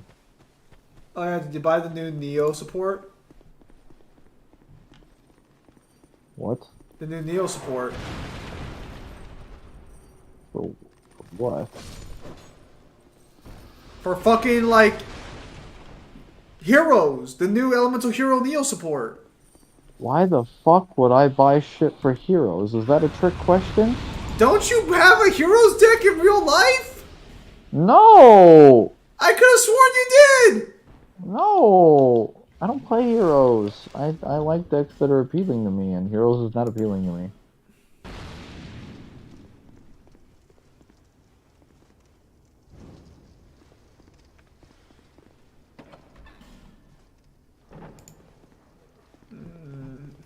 I call sus.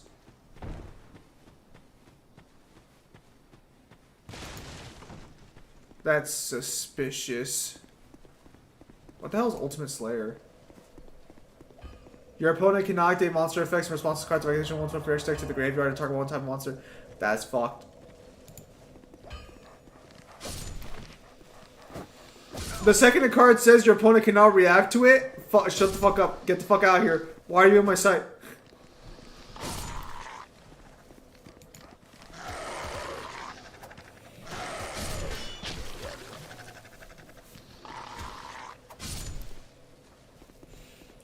Sorry guys, don't mind me. I was just checking to see if Yu-Gi-Oh card I was gonna buy got sell.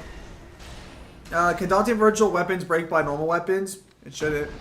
Has anyone played 007 Everything or Nothing? I have not. Mangler, have you? Played a little bit of Agent Under Fire years ago. A few hours of Nightfire I've wanted to play more often. Actually, that's not true. I did have access to a copy. It was always on my brother's PC, which I never had access to. And then I played way too many hours of GoldenEye.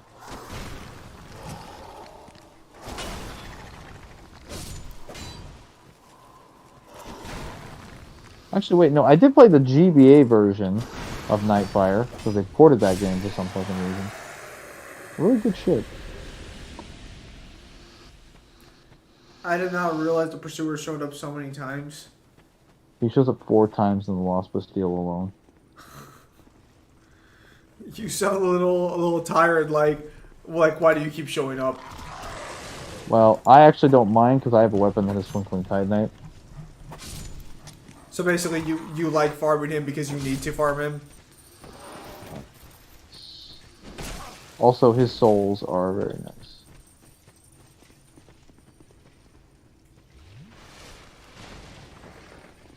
Oh, 2 for 1. James Bond had better weapon than John Wick, but John Wick had better stats than James Bond? That's actually not true with Daniel Craig's Bond. I've been going back through his movies, and Skyfall shits on any physical durability that John Wick has. So John Wick literally gets pushed off a building, off of a rooftop, and gets like a pretty massive concussion.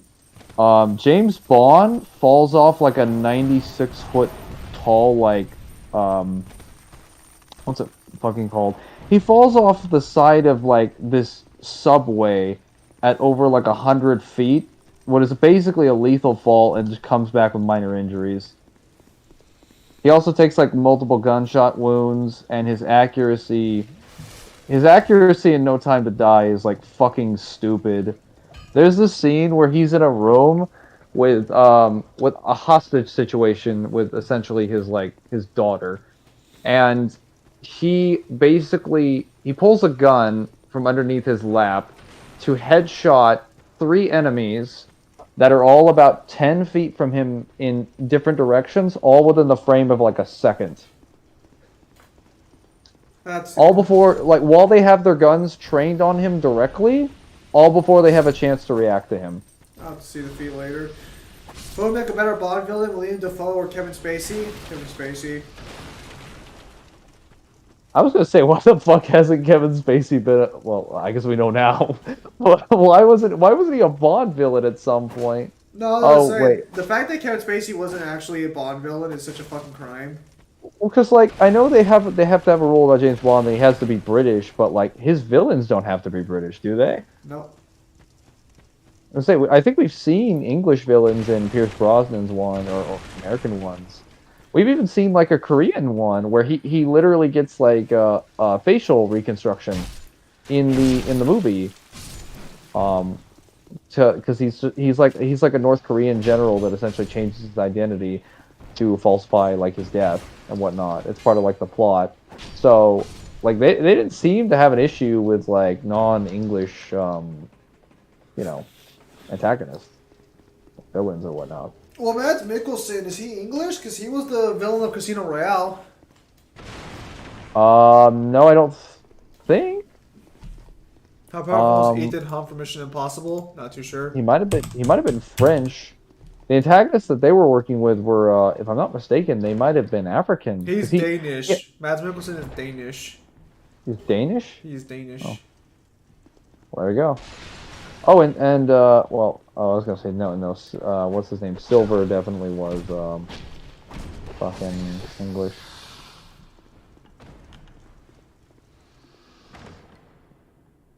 Carrying dagger. And he does do the Chinese Zodiac. James Bond versus Hardcore Henry. Which James Bond? Does that even really make a difference? It does, because Daniel Craig's like feats in Skyfall.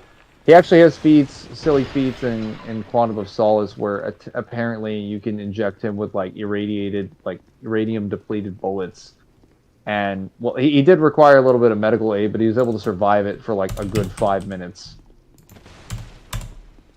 Whereas like most people would have died like instantly.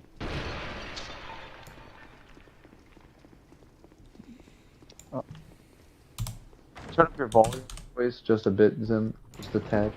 What? According to the chat. My volume is literally as high as it can fucking go. I don't understand why you guys keep doing this shit. I think they made Sean Connery a Bond villain. The circle is complete. Well, that's impossible now because he's dead.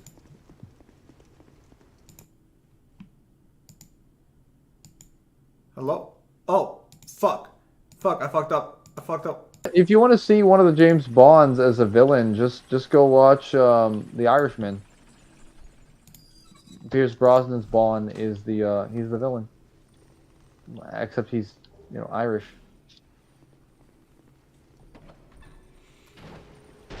Yeah, I literally have it at max. Ah, yes. What's his name? Strad. You deal in boss weapons. Oh, did you find him? Well, no, I was looking for, but I also needed his bonfire specifically.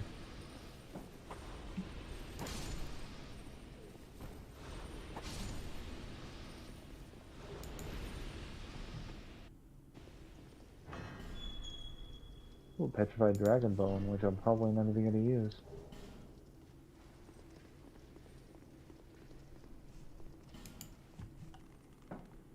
Out of my way, loser. Daniel Craig Bond then versus Hardcore Henry. I'm trying to remember. Does Hardcore Henry survive a fall out of the airship at the beginning of the movie?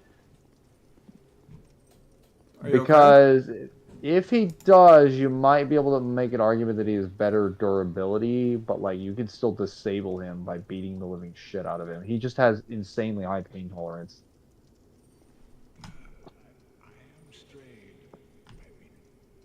Fine gesture, yes. I don't want this.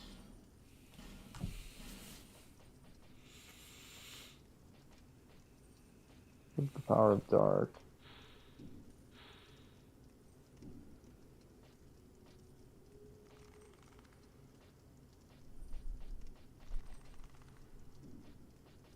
Ah, yes! We have power! Dark Hail. It's modified by Gillian. The Hexer fires several orbs of darkness. Dark Hail, also known as Dark Bead. Oh yes, and Dark Fog. You get the ability to poison people. And Affinity. Okay, I need 25 intelligence, 24 faith, 40 intelligence, 40 faith, 24 faith.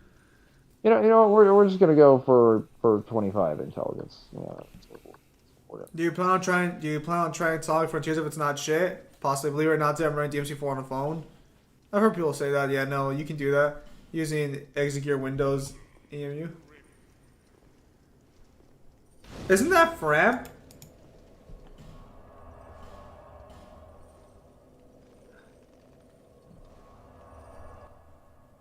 Max Payne versus John Wick. I was thinking of the Max Payne thing. I don't skill Max Payne. Zim, go. Or not skill Max Payne. Yeah, there's your answers. Bro, I'm still struggling to make the other side script. I don't got time for your fucking police officer issues. My family died, Punisher looking ass. That's Max Payne's story. That is. Do you not know Max Payne's story? No, I never played any of the Max Payne. He was a police officer whose family died, and he goes off the fucking rails basically. And then at some point he gets bullet timing, and at some point wears a Hawaiian shirt. Please don't give me any ideas. Is that here to see, however? That way, if I go off the rails after my family dies, I can successfully say that I did not know I was not plagiarizing Max Payne, as I have never played the games. That's right, because more accurate. I remember one of the funniest YouTube shorts I saw was about Max Payne, and the guy was dubbing over it. And what he said was, they say on the road to revenge, or they say when you go on the quest for revenge, dig 2 graves. What a stupid fucking quote. I'm killing way more than 2 people, idiot. No, I think the idea is that it's supposed to indicate you're because you're gonna die alongside with your opponent in revenge, because revenge destroys everything. But I just love the way how like the guy, it's Max Payne's face just smiling. I'm killing way more than 2 people. Well, see, I always found that a little bit silly. Yeah, because it's such a stupid fucking message. It's how you get The Last of Us 2. Well, because it asserts that like the revenge destroying everything. That's not even, that depends on the person. I played Dissidia NT. Unfortunately, not by all the characters because obviously it's new one. No, because like the idea is like if you're going on a quest for like murder, you can't not do that without losing yourself in the process. But that's assuming I wasn't already a monster to begin with. Ha! You thought you had me. You thought you did. Oni Street Fighter versus Kenpachi Bleach. Depends on where you scale those characters. If it's like if AJ47 wasn't successful. Like if Agent 47 was what? Who is? Anyways, Oni versus Street Fighter. Again, it depends on where you scale them. I think Oni can definitely have a place there.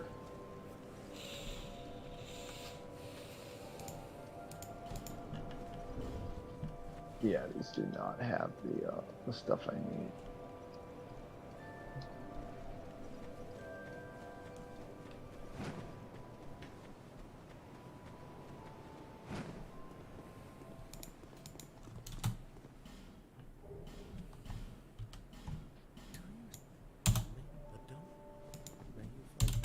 Oh, hey, Korean.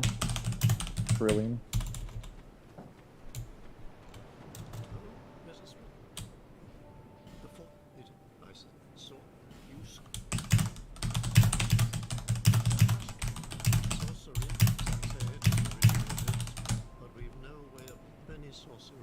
Wait, a great pale bean? Are they referring to fucking what's his face? Steve. Steve. Yeah. Yeah. Met a strange girl once or twice. After a time, I never saw Oh, her he's again. referring to We spoke over a few what's her name? She is safe. The pyromancer. Rosabeth. Yes. What happens if they have Max Payne? The forces of Not too sure. magic and souls lie dormant. It is a fitting place to. I suspect that sorcery is yet a mystery, even to me. Oh, doesn't have access to it. Oh. Massive. Kree is here? Who the hell is Kree?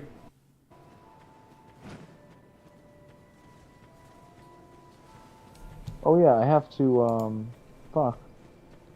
I have to freaking upgrade my my intelligence. How embarrassing.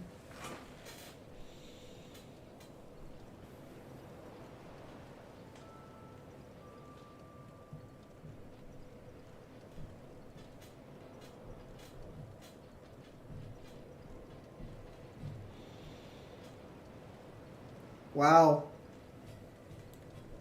You have leveled up quite significantly in such a short amount of time. What level do you plan to be when you beat the game? What would be like 120? Well, since there is a Max Payne 2, he obviously got Ultimo. He's a good couple, he's a good couple, can I say? Here we go. This is interesting. The bone staff. How much damage does it do in comparison? This is the more critical damage. Ooh, it does better against armor. Wait, what is that? Hang on.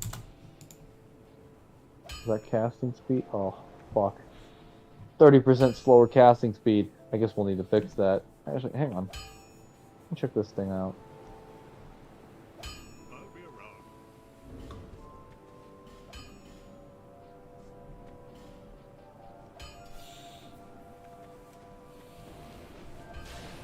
The difference is not, it's not that much. We're going for You this. sound so disappointed. No, like, it's not enough to make it like a disadvantageous. Oh. What the hell is Zenless Zone Zero? Just got fucking recommended this.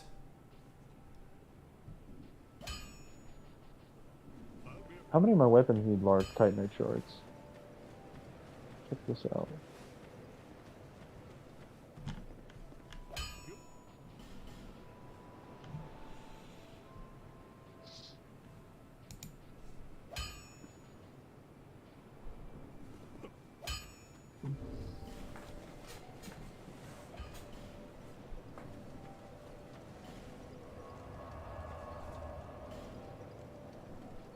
Oh.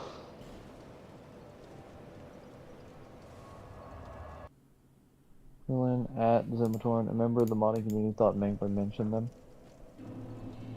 Are you adding me or more Zim? He's explaining to me who the fuck Kree is. I guess he thought you were referencing a modder in the community. When? I don't know. By the way, Zim, do you believe that every Final Fantasy character scaled to each other thanks to Dissidia? I mean, they probably do. In Dissidia, they're all comparable to each other. So, by that logic, yeah. Thanks to Opera Omnia, you can literally argue that every cast member scales like that. Bro, even Luna Freya's coming to fucking Final Fantasy Opera Omnia. Luna fucking Freya.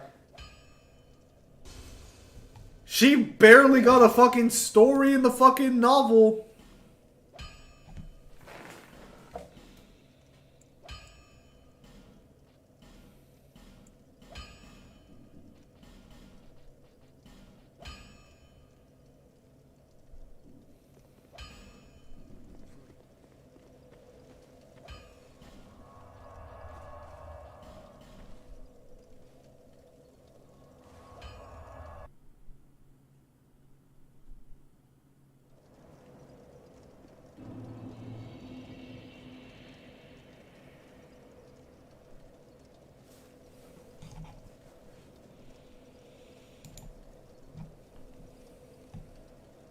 been in a recording channel this whole time.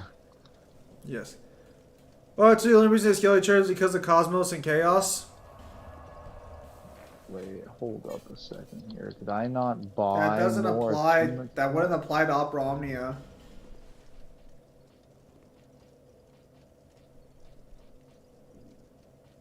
I don't even think that would apply to NT either, because Cosmos and Chaos are gone by that point. In the city, I do a Desert Light state that the Cosmos gave them the power to kill Chaos. Yeah, that wouldn't apply to the city NT. Hell, that wouldn't even apply to Opera Omnia. We literally just got fucking the god of fucking Final Fantasy Maxima. The one where it's like the Pokemon collector of Final Fantasy. And she basically scolds them because they're new gods. They don't know what the fuck they're doing.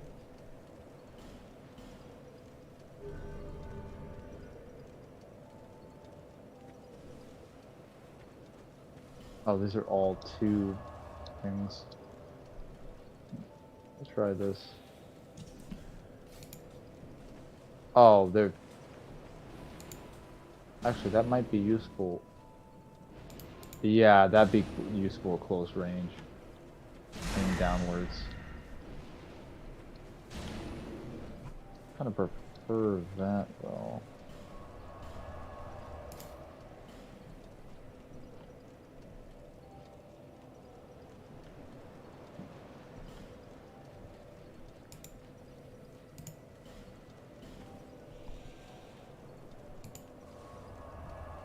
So they definitely made Pyromancer builds come into their own in this game by giving them something like Flame Weapon. Actually, wait, no, they fucking didn't, because they locked it behind New Game Plus. They just made them okay in this game. They're perfectly balanced. But you know, that's all there'll ever be in Dark Souls 2. Compared to Sorcery and Dark and Miracle stuff, Pyromancies definitely have it the weakest. But that's probably fair because they require the least commitment. If they were the strongest, that'd be a poorly designed decision, since they're super generic. And technically any person who has access to a Miracle build or a Sorcery build has access to Pyromancy. And Hexers are really strong Pyromancers, because in this game, they don't make... They design Pyromancy the best. So, they designed it to where it doesn't have an FP meter. I'm pretty sure Opera Omnia isn't canon. Opera Omnia literally takes place after Dissidia NT. What's it called? So, it has a stamina cost, so you know there's actual balance. It's literally... hang on. It's literally made by the same people who made Dissidia fucking NT. Actually, it might be made by people who made Dissidia in general.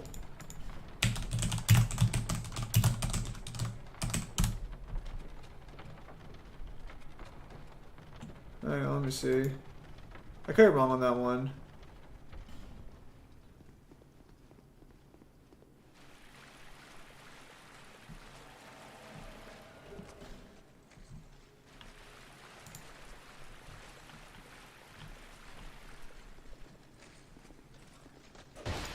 Alright, so first those are Square Enix.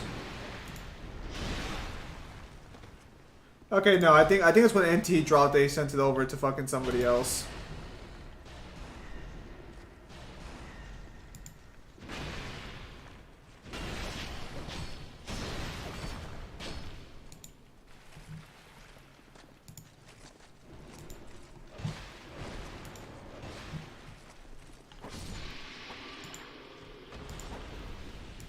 Yeah, no, last 3 games.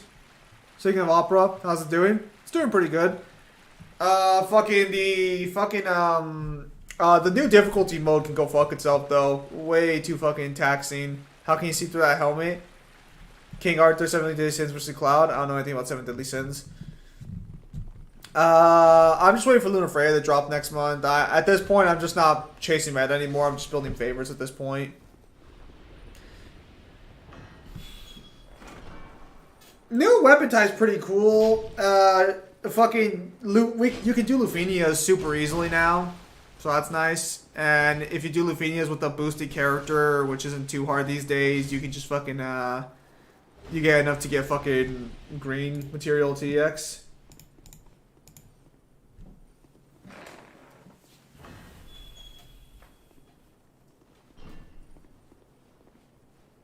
And the Bastille key makes everything here so much easier. I'm confused about all the new bursts. So they confirmed every character is gonna get a burst now. They're gonna release 4 new bursts a month. I think starting like next summer for global. Why'd you go to sell and kill that mate? He was asking for it. Here's a guaranteed drop. Figured I'd take it, sell it, use it, whatever. Yeah, because it used to be just protagonists, but I think Tifa was the first character who got a burst that wasn't a protagonist. And after Tifa got it, they just decided to, wow, he sucks. Oh man, he's taking a lot of damage. Looked at Mangler wrong. Good. Whoa. So now every character's gonna get a burst. Which actually so every character's getting a burst, but they are lowering the pity limit for everything because they're gonna try and release 4 new bursts a month. But man, that if you remember playing Opera Omnia, your resources like run out quick.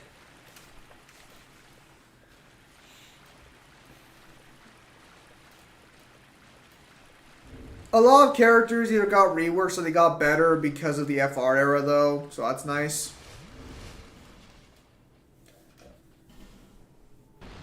I recently just fully maxed out Terra. Actually, I had her LDVR. Our drop rate's still very low on burst because that sounds bad for free to play. I think burst weapons got increased on their drop rate for free to play, but even if they did it, is the Dissidia scaling? If the Dissidia scaling count? I mean, the argument you can make against Opera Omnia is that technically they're copies of where they were in their world. It's a little. Oh yeah, that makes the fight easier, right? Could Itachi scale and Sasuke's EMS count? What the fuck does that have to do with the Dissidia scaling? Mangler, he's stuck in the doorway. Mangler, he's trolling you.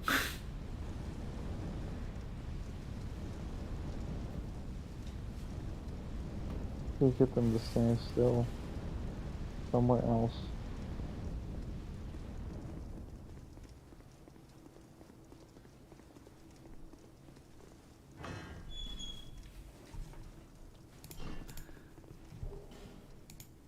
John, let's go into the Dio argument. What does that have to do with Dissidia, though? Everything. What does Itachi have to do with Dissidia, though? That's where I'm confused.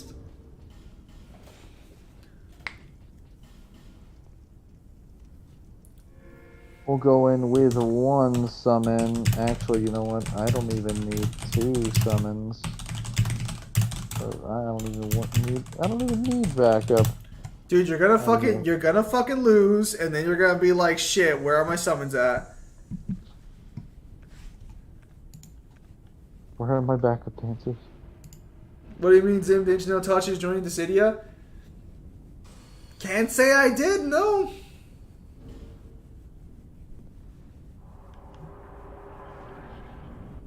Oh, I rolled too soon. Oh yeah, Dead by Daylight's dating sim apparently fucking came out.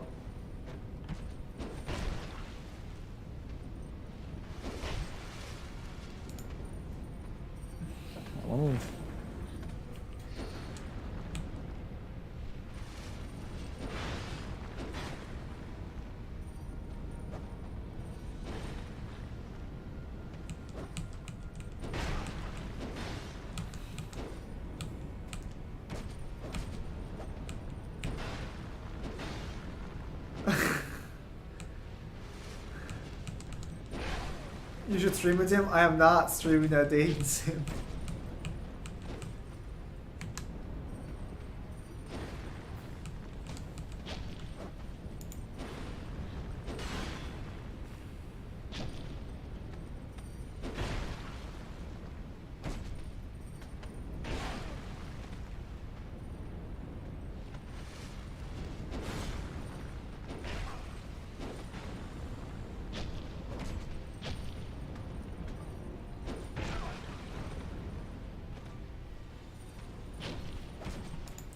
Gorilla versus 5 chimpanzees.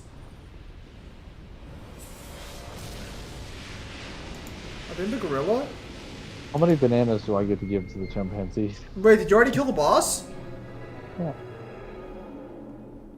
I looked away for too long. I didn't even see the cutscene.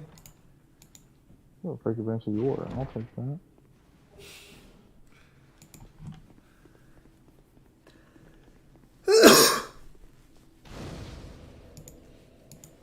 What have we bought for your stream? I am not playing a dating sim on fucking stream. Fuck that. Persona's the closest thing I'll play to a dating sim on stream. Tachi's character confirmed.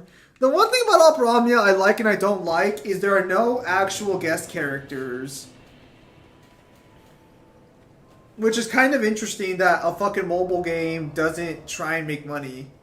But Persona's a dating sim. Persona's not a dating sim. It's a dungeon crawling RPG game. Get it right, you fucking plebs. Here, it's a dating sim masquerading as a dungeon crawling RPG. No, it's someone's college project where they had a rush to try and make a cohesive game. So they called their friend who actually wrote a story and just put it on top of a game that's barely functioning. I do not. I think Atlas gets way too much praise for their RPGs. They're not that good. I'm just saying. I'm just gonna say it now. That fucking writing team over at fucking Atlas HQ, fucking out here like fucking Atlas holding up the fucking world. The reason it's called fucking Atlas because the writing team's just fucking holding on for dear life. And then, like, the SMT, the actual SMT cast is like, writing team, get over here, we need you! No! If we don't fucking stay here, Persona crumbles! And also, we get paid better over here, so go fuck yourself!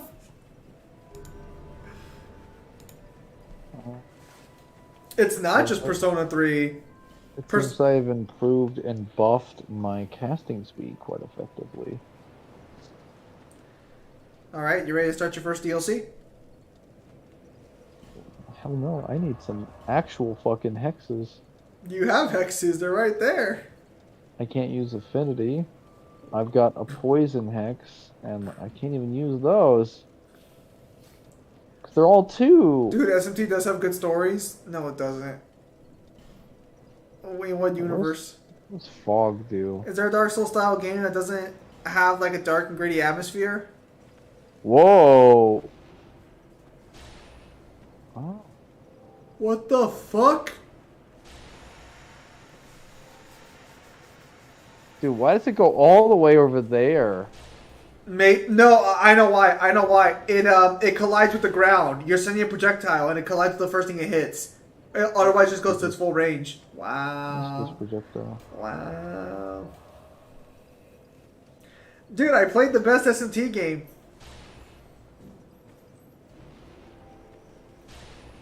Whoa, that's a fast-moving projectile. Like, it hits there immediately. That actually could be really silly. Because I could fire it into a corner and start poisoning people. Is it poison, or is it just fucking, like, cloaking? It is poison. They're instantly assaulted by poison. It's regarded as a poison due to outward mist, but the mist actually eats at the target's inner essence. Wait! This is a soul poison? Dude, it's shit like this that makes the bearer of the curse just objectively better, power scaling wise. Every hex he has is like, this is a different way to fuck you over. Like, you think this is a poison, but it's not. It's an even more obscure hex. And nobody knows what it does because everybody keeps renaming their hexes and things every game. Due to the passage of time.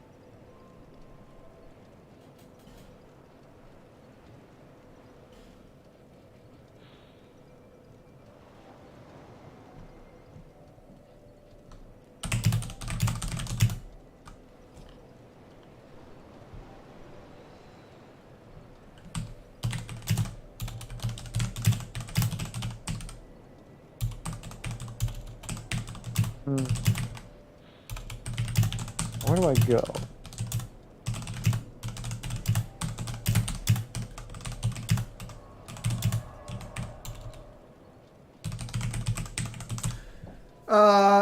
This isn't even a hot take anymore. This is a common opinion now. You drove us to Neo for the Matrix.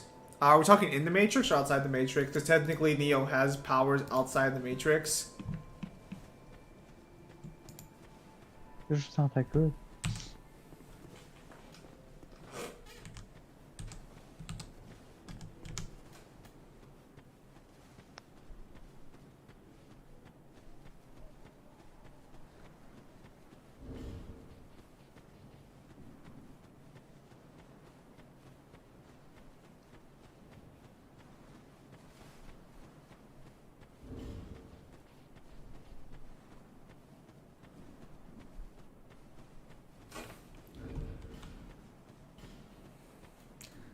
I've only seen the first movie.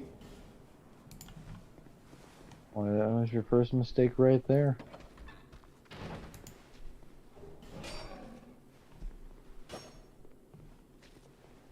Oh, yeah, they give you S-Stocks. One of the best weapons in this game.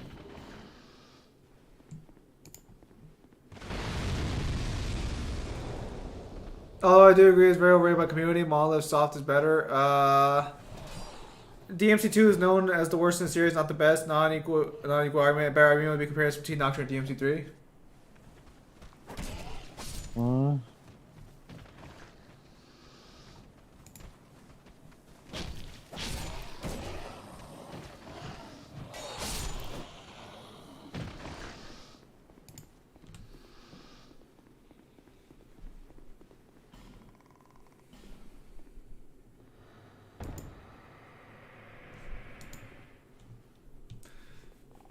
So compare Nocturne to DMC3 is an insult of DMC3. Yeah, but the point still stands that Devil's right about the comparison. Mangler, what the fuck are you doing? I'm sorry, I was looking at the chat.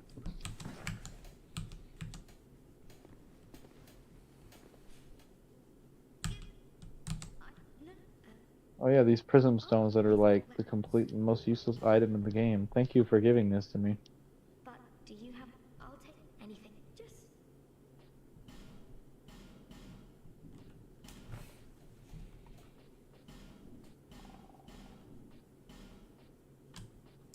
Mangler, do you remember that mission at Nightfire where you start off inside a jail cell?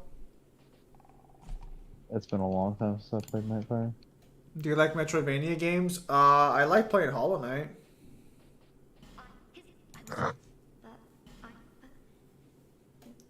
Is that the Pyromancer chick? Also, Nico arguments that Zero is pretty hated by the community these days. DMC2 is not hated by the community. It's literally gotten a resurgence in the past couple of years as people come to realize it's not that bad of a fucking game.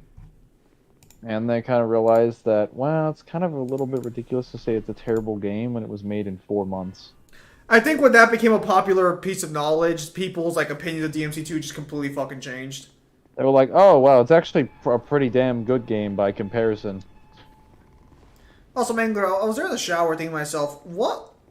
The only law of the demon world that we know of is just pain, right? There's no other laws we know of? So the only laws that we know, pain is referred to as the eminent principle, and that power is the unwritten law of the demon world. So generally, the stronger you are, the more you can rule and govern, and pain will give you strength and stuff like that. Are you still trying to figure out what Neptunia was in prison for? No, I already know. I just need a confirmation so I can write the script later. Alright, so for context, anyone who's wondering, we've gone through DMC2's source material plenty of times. You guys know this. Zim and I have been perplexed by these two descriptions for two enemies in DMC2 that are stated to have been imprisoned for violating the laws of the demon world. And as you might have guessed, we were sitting there for like 30 minutes trying to figure out what the fuck did they break? What rules did they break that got them in prison? Because the only rules that apply to the demon world are power is the unwritten rule. So like survival of the fittest, essentially. And pain equals power. So do they just not feel pain and they're pacifists? But that doesn't make sense because they literally attack you in game. Nah, I figured it out. I've cracked the code. All right, all right, all right. Share. Why don't you share knowledge with the class? Oh, I'm gonna make it a little. I'm gonna make a like a small little 5-minute DMC theory video for old time's sake. Wait, I forgot about that guy. Fuck that guy. I just hope Frontiers become something decent. Frontiers. Sonic Frontiers. You know, maybe if they stopped showing their fucking test footage and showed us the actual game at some point, it wouldn't be so bad.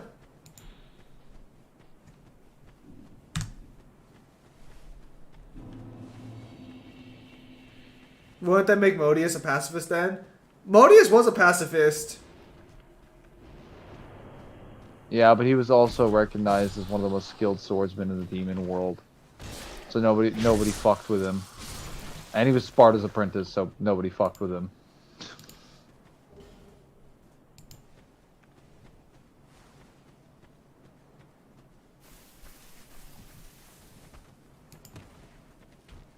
Like even Ball, who wasn't resigned to receive Sparta's power, like there were direct statements that when he unsheathes his blade, thousands of demons are killed in an instant. So I think like for most demons that can understand or have understandings of like the power of Ball, they're like, yeah, I don't think I want to fight him unless I'd like to die. And then like Modius is considered the superior. He has a direct statement that his, I don't know how you would scale this exactly, but like his swordsmanship was so good that when he unsheathed his sword, he could make the demon world tremble.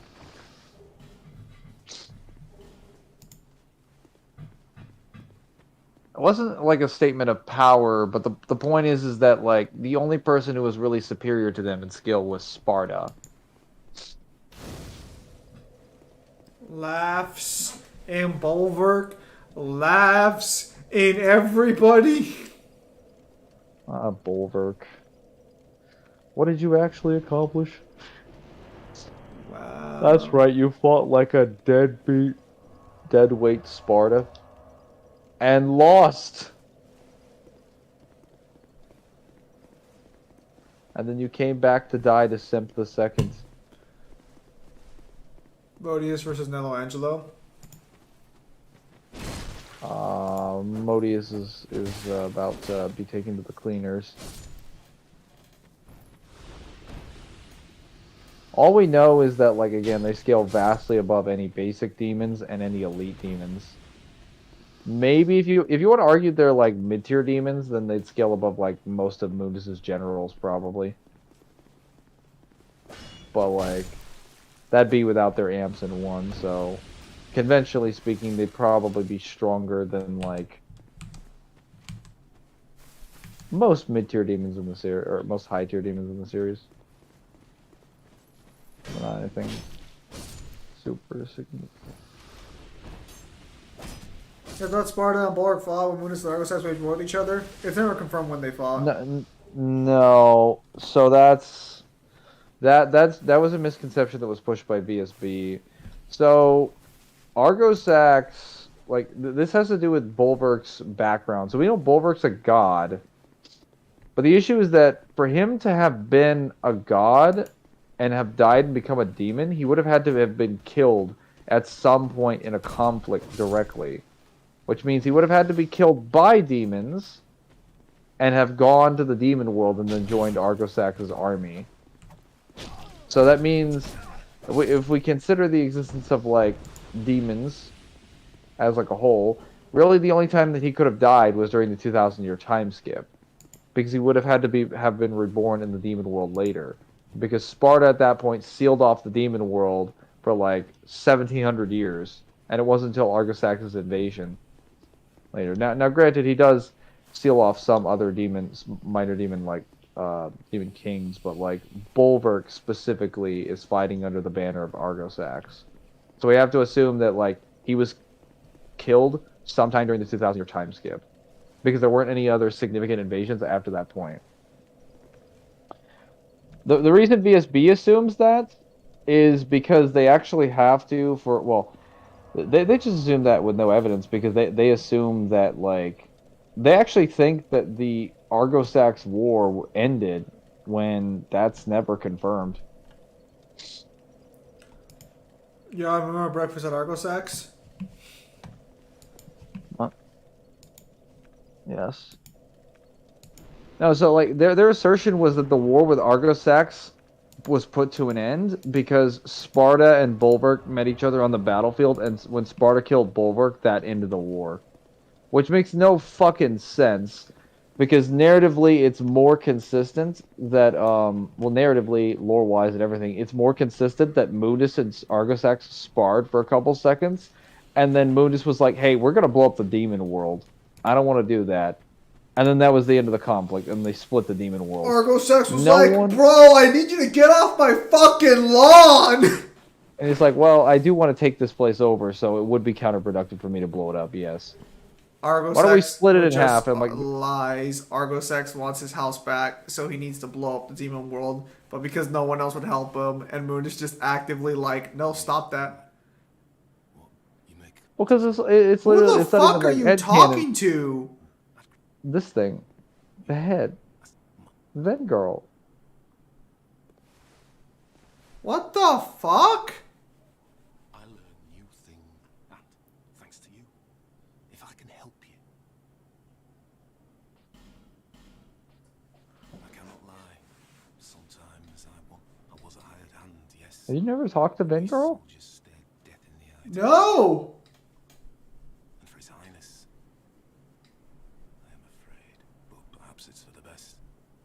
I was born in Feroza, a land in the distant east. When I was Why is every fucking Dark Souls game like, I was born in this land, it was nice, but then it fell to war. I was born in this came land here. that will not be in DLC, and I will never visit. and I can imagine no other way to live. What a fool I was. How is he even alive? But such why Oh, his helm is one of the best ones. Go along. I'm tired of talking to you. Hang on. I was born. That's it. Mangler, that's it.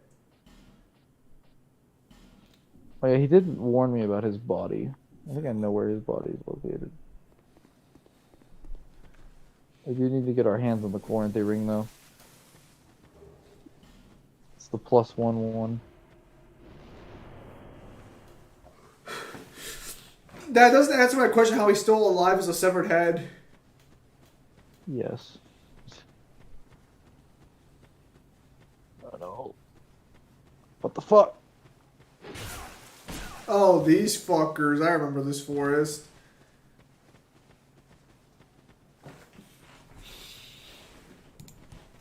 There you are.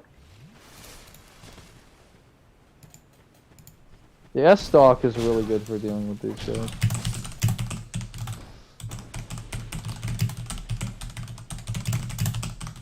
As their shields.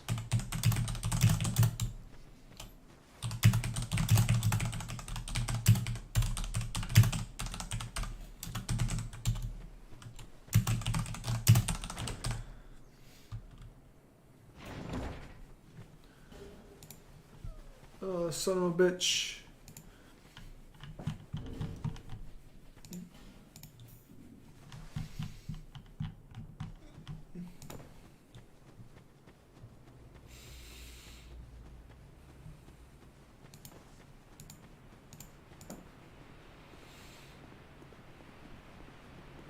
Oh, you know, we should put that in my sources right now.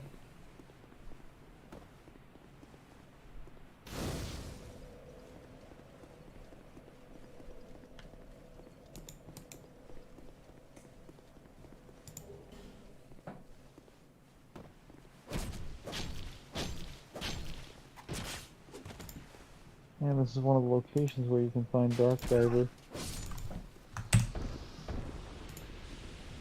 Oh, I'm a bit tired, so I want to read the chat.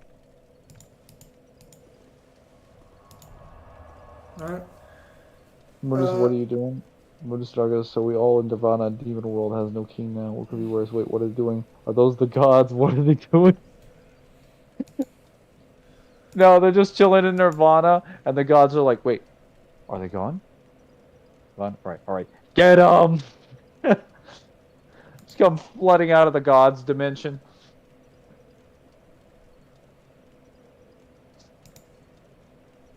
was more of the story. A place you will never visit, but I'm going to mention it because of reasons. Well, they have to talk about backstory. I'm just saying, like, there's no fucking point to mentioning it outside of, like, introducing the character. Because you're never going to go there. And it's just the same old lie. Like, yeah, the kingdom, it got destroyed. And I'm like, yeah, whatever. I'm sorry for your loss, but, like, all of your fucking stories are the exact same. Does nobody know how to run a kingdom here? Wow. No sympathy for Mangler.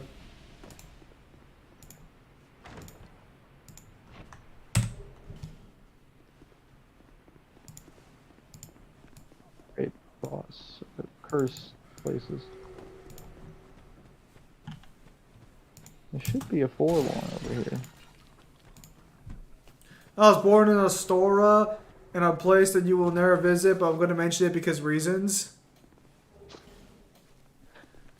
It won't be so bad, but they do it every single fucking game. Every single NPC. Code Vein stream when? I don't even have Code Vein.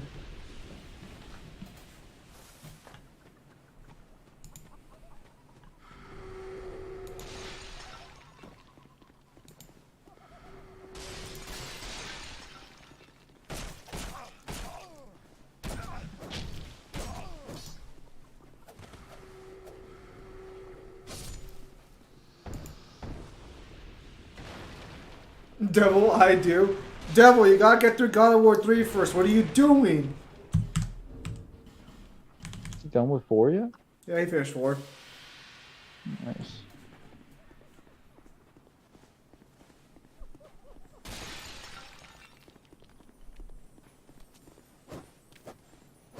Mangler, you gonna fucking hit this guy? Oh my goodness, you don't aim downwards. You can't hit him. He's gonna fucking... He left. He left. Okay, I'll come back and get him later.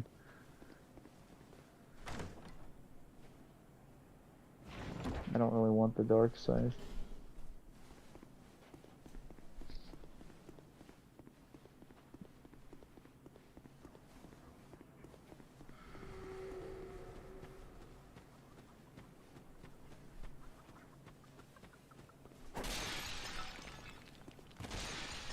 Ask the Eric King how to run a kingdom. I'm sure he'll give you some tips.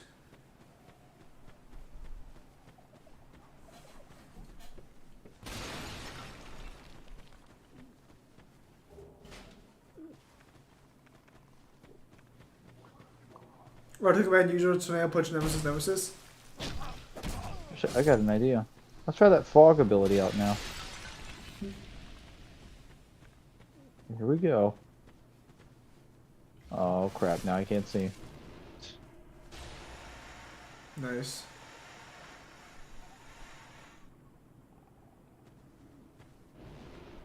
I'm assuming I got... Yeah, I got him!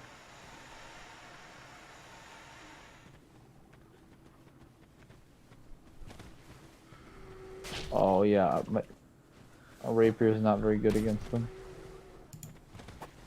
Because you can't lock on? Well, yeah, it's not very good for it doesn't have sweeping attacks. If it was an S stock, I could kind of swing left to right with like a strong attack and get them in my sights. But it's very good for pricking them. It's weird. Like if you can land a hit consistently, or you can land a hit, you can usually land another hit, and then another hit, and then another hit.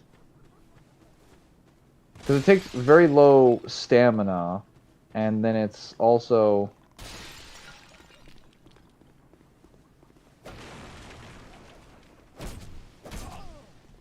What the fuck? Why did you roll that way?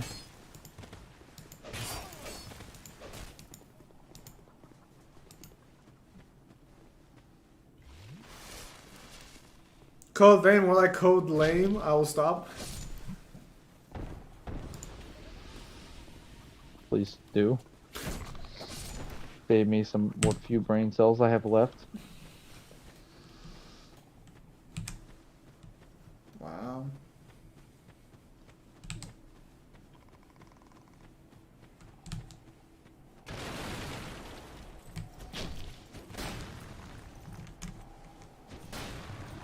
Oh, I almost missed that one.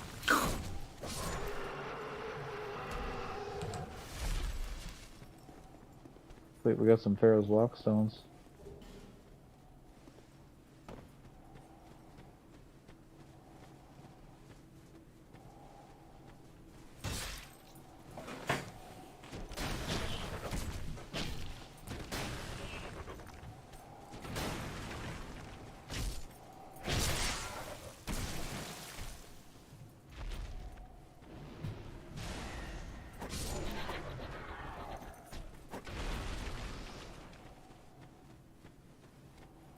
We'll say that these weapons probably won't work very effectively against Fume Knight, because I think Fume Knight has resistances to dark and fire.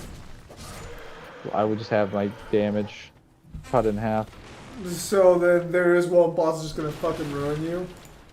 Yeah, there's matchups in this game for certain bosses and certain enemies that just don't work well for certain builds, and Fume Knight, I think, is the direct anti-meta to my build, and he is the final boss of the Old Iron King DLC.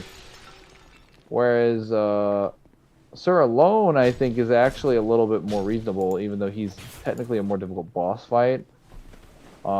He has less resistances to my specific powers, but he has better. I would say he's better counters fighting style wise, because Alone Knight or not Alone Knight, Fume Knight is actually reasonably easy to dodge. You fight Sir Loin last, Especially- I'm pretty sure. Sir Loin is not even a mandatory boss fight. I think he's optional. He's optional, but you can fight him like as the last one. Yes, because Very- Fume Knight is technically the mandatory final boss of fucking Yes. Old Iron King. yes. And I think Sir Loin's the only optional boss that actually. Oh, you gonna go fight the Dark Lurker now?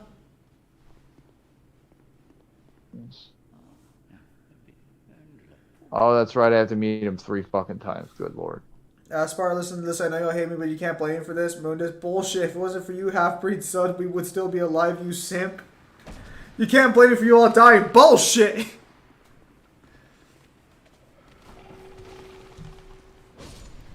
Let's see if I can pull the Basilisk in here. I've got a lot of spare souls. I forget that hexes in this game definitely have a lot of, oh shit, I gotta get her out of there. Maybe. Actually, wait. I probably don't. Hexes in this game have a lot of, some of the higher level hexes have a lot of requirements. Especially for sorcery, they're mainly leaning towards sorcery.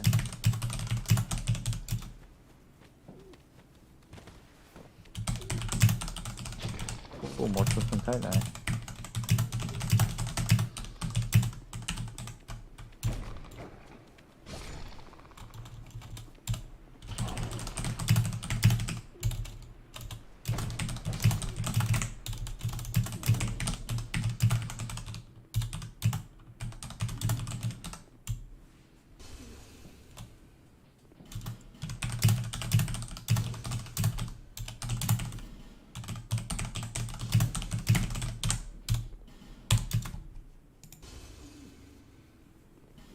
I think the next stop I'll take is to the Grave of Saints. I want to get this shit done.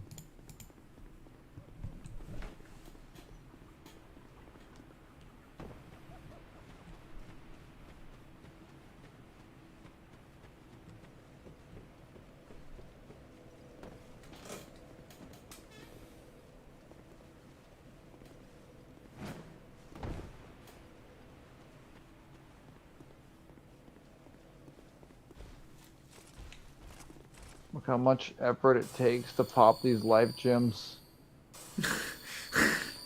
I say that in all seriousness, like, takes me fucking like 3 life gems just to get the effect of a single Estus Flask.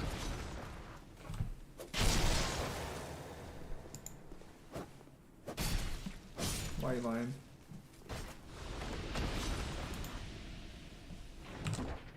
Wait, somebody's messaging me?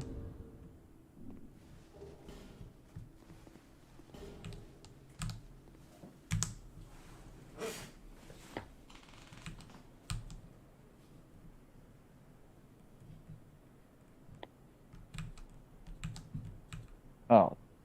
Oh, somebody.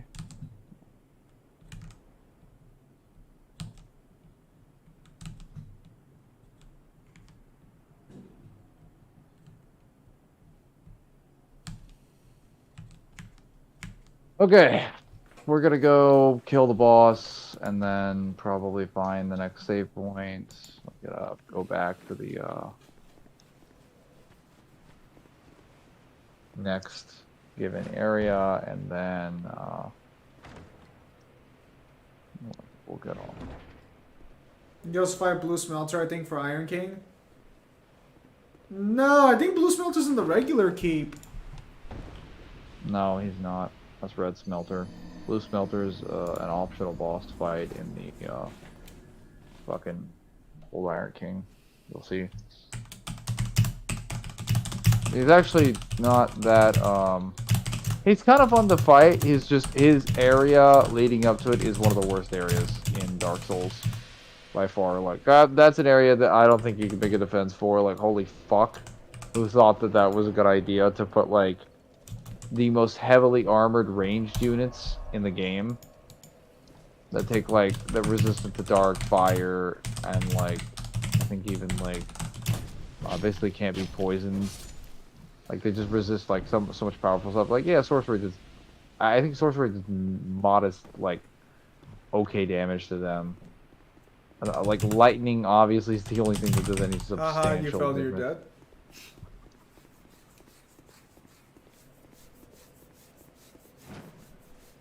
I think what I'm going to do for the script, since I'm going to need feedback on what powers gave, I think I'm just going to write descriptively what everything does, what everything has and shit, and then when I send it to you people, I'm just going to ask you, just casually comment here what powers and abilities you think this actually grants. Every clusterfuck mesh in the area for a Blue Smelter. How can you kill a boss when you can't even swim? Unless I'm fighting the ocean, I don't need to fucking swim. Smelter Demon is Blue Smelter Demon is actually like pretty like I do think the Smelter Demon is one of the most fun bosses to fight in the game. He has good telegraphs. The fire damage makes it reasonably challenging, but not too bad because you can also hard counter him with fire defense builds.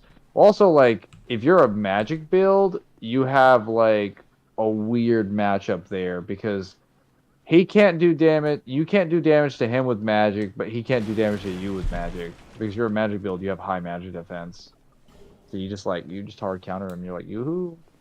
Boss, like you should be good by poison now. Oh yeah, you can also he's weak to poison. It's also something really interesting. So you can poison him pretty effectively. Oh, Bradley, perfect. It's the No Man's Wharf summon.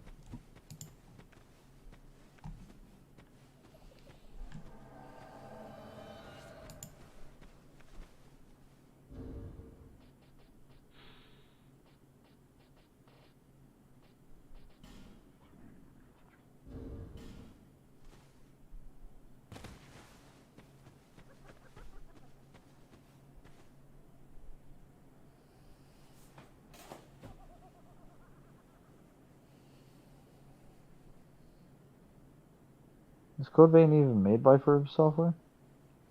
Is what? The devil was saying is the only good one, or the only one with a good story, and I'm like, was it even made by Firm Software? If he's talking about fucking Food. I'll say if he's talking about fucking fuck, I can't remember what the fuck it's called. But if he's talking about the anime one, no, it wasn't.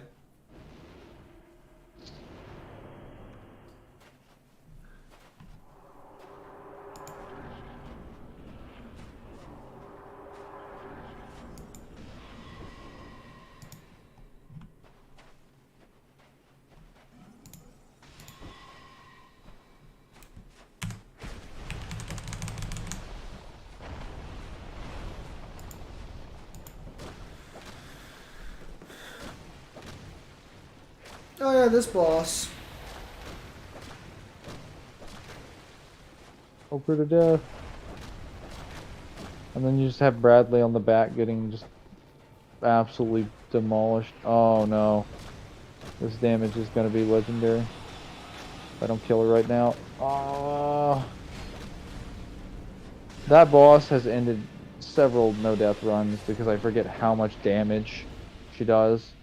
You just gotta run away on the outside and wait for her to finish. Because all of her, she's the only boss in the game that can cast Homing Soul Mass. But her Homing Soul Mass are Soul Spears. They're tracking Soul Spears. You sound a little shocked. That's a little strong. Nonsense. Not gonna lie. Yeah, I'm I have the assuming you're heading doors of towards. Pharaoh. I'm assuming the Iron Keep is coming up. No, this is the Doors of Pharaohs. The Iron Keep happens after the Earthen Peak.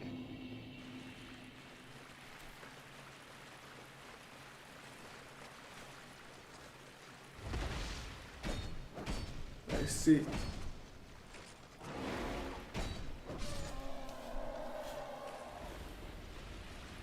Yeah, your damage is a little absurd. Not that high. It's not that high, he says. Oh, we got a Titanite chunk. Nice.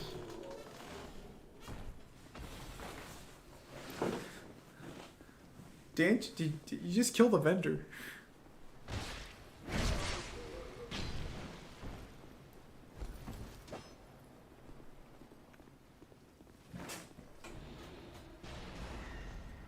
Almost destroyed that. Silly damage. Why is this thing gets fully upgraded? I'm gonna get more intelligence for more dark powers. Hang on.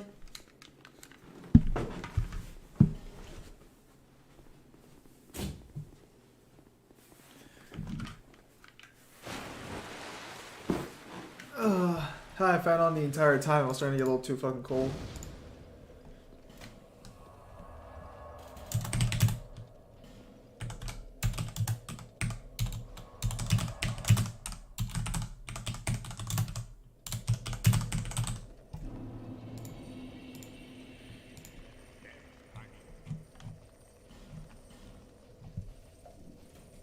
Evil cursed one.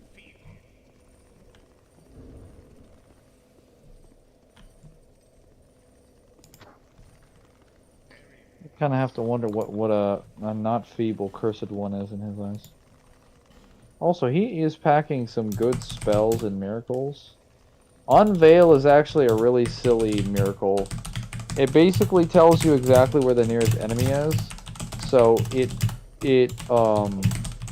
does have access to like 8 uses or more, but what happens is that you'll activate this with a chime and it will track out enemies even through walls to where the nearest location that they are. So it can bait out enemies that are stealthing you or preparing to stealth you. Oh, that's nice. It's funny how the vendor is holding all these things on him, ready to sell and trade for you, but if you kill him, he only drops one thing for you to pick up. Look, you just aren't worthy. He took his wares to the grave. He has Homing Solar, which isn't that great. Strong Magic Shield is super good for any sort of magic matchup, and is really silly for like reinforcing stability against physical damage. Cast Light is silly. Like this thing, actually, I'm gonna allow that for the sake of like the Dark Lurker thing, because I do need to be able to see. And Cast Light does allow, I'll get that later, but it does allow the ability to see.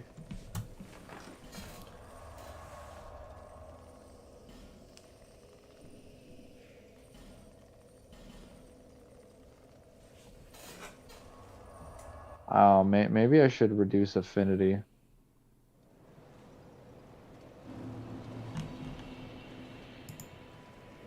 Nonsense.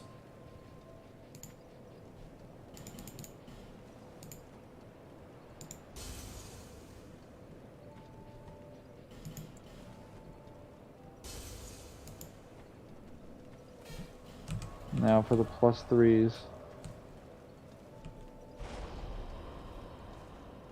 You guys take a notice how I'm not spamming life gems every level? It's not because like, oh, I'm choosing not to break the balance of the game or anything. Like they're just not effective. Here to see luck. They don't do anything. That is the lie. of the uneducated, of the weak and the feeble.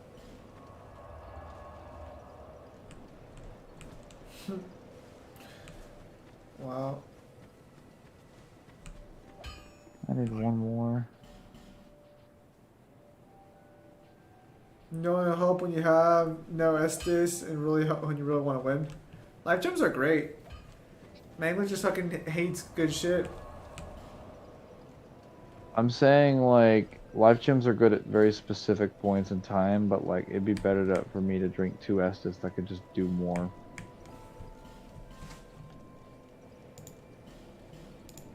I just disagree with the assertion that they break the game or they're broken. It's like not really.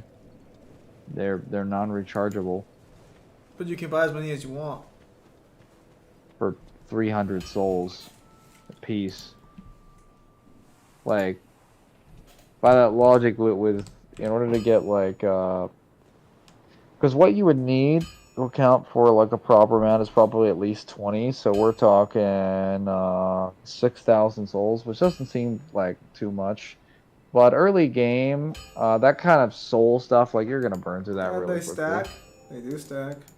They do stack. It's just like two life gems equals like I think a +2 Estus, and it takes about 3 life gems to match the speed and effectiveness of a +2 Estus. One +2 Estus with no buffs to it. So like we're talking about the trade-off here, a rechargeable item that just doesn't like suffer these conditions.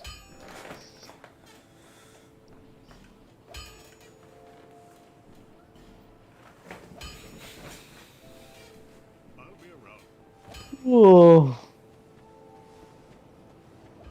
where am I traveling next?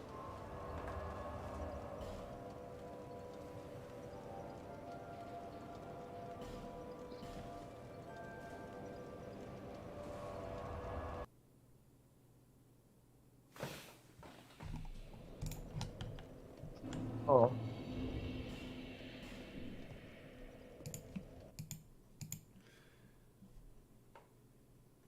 You sound quite tired. You hanging out to sleep?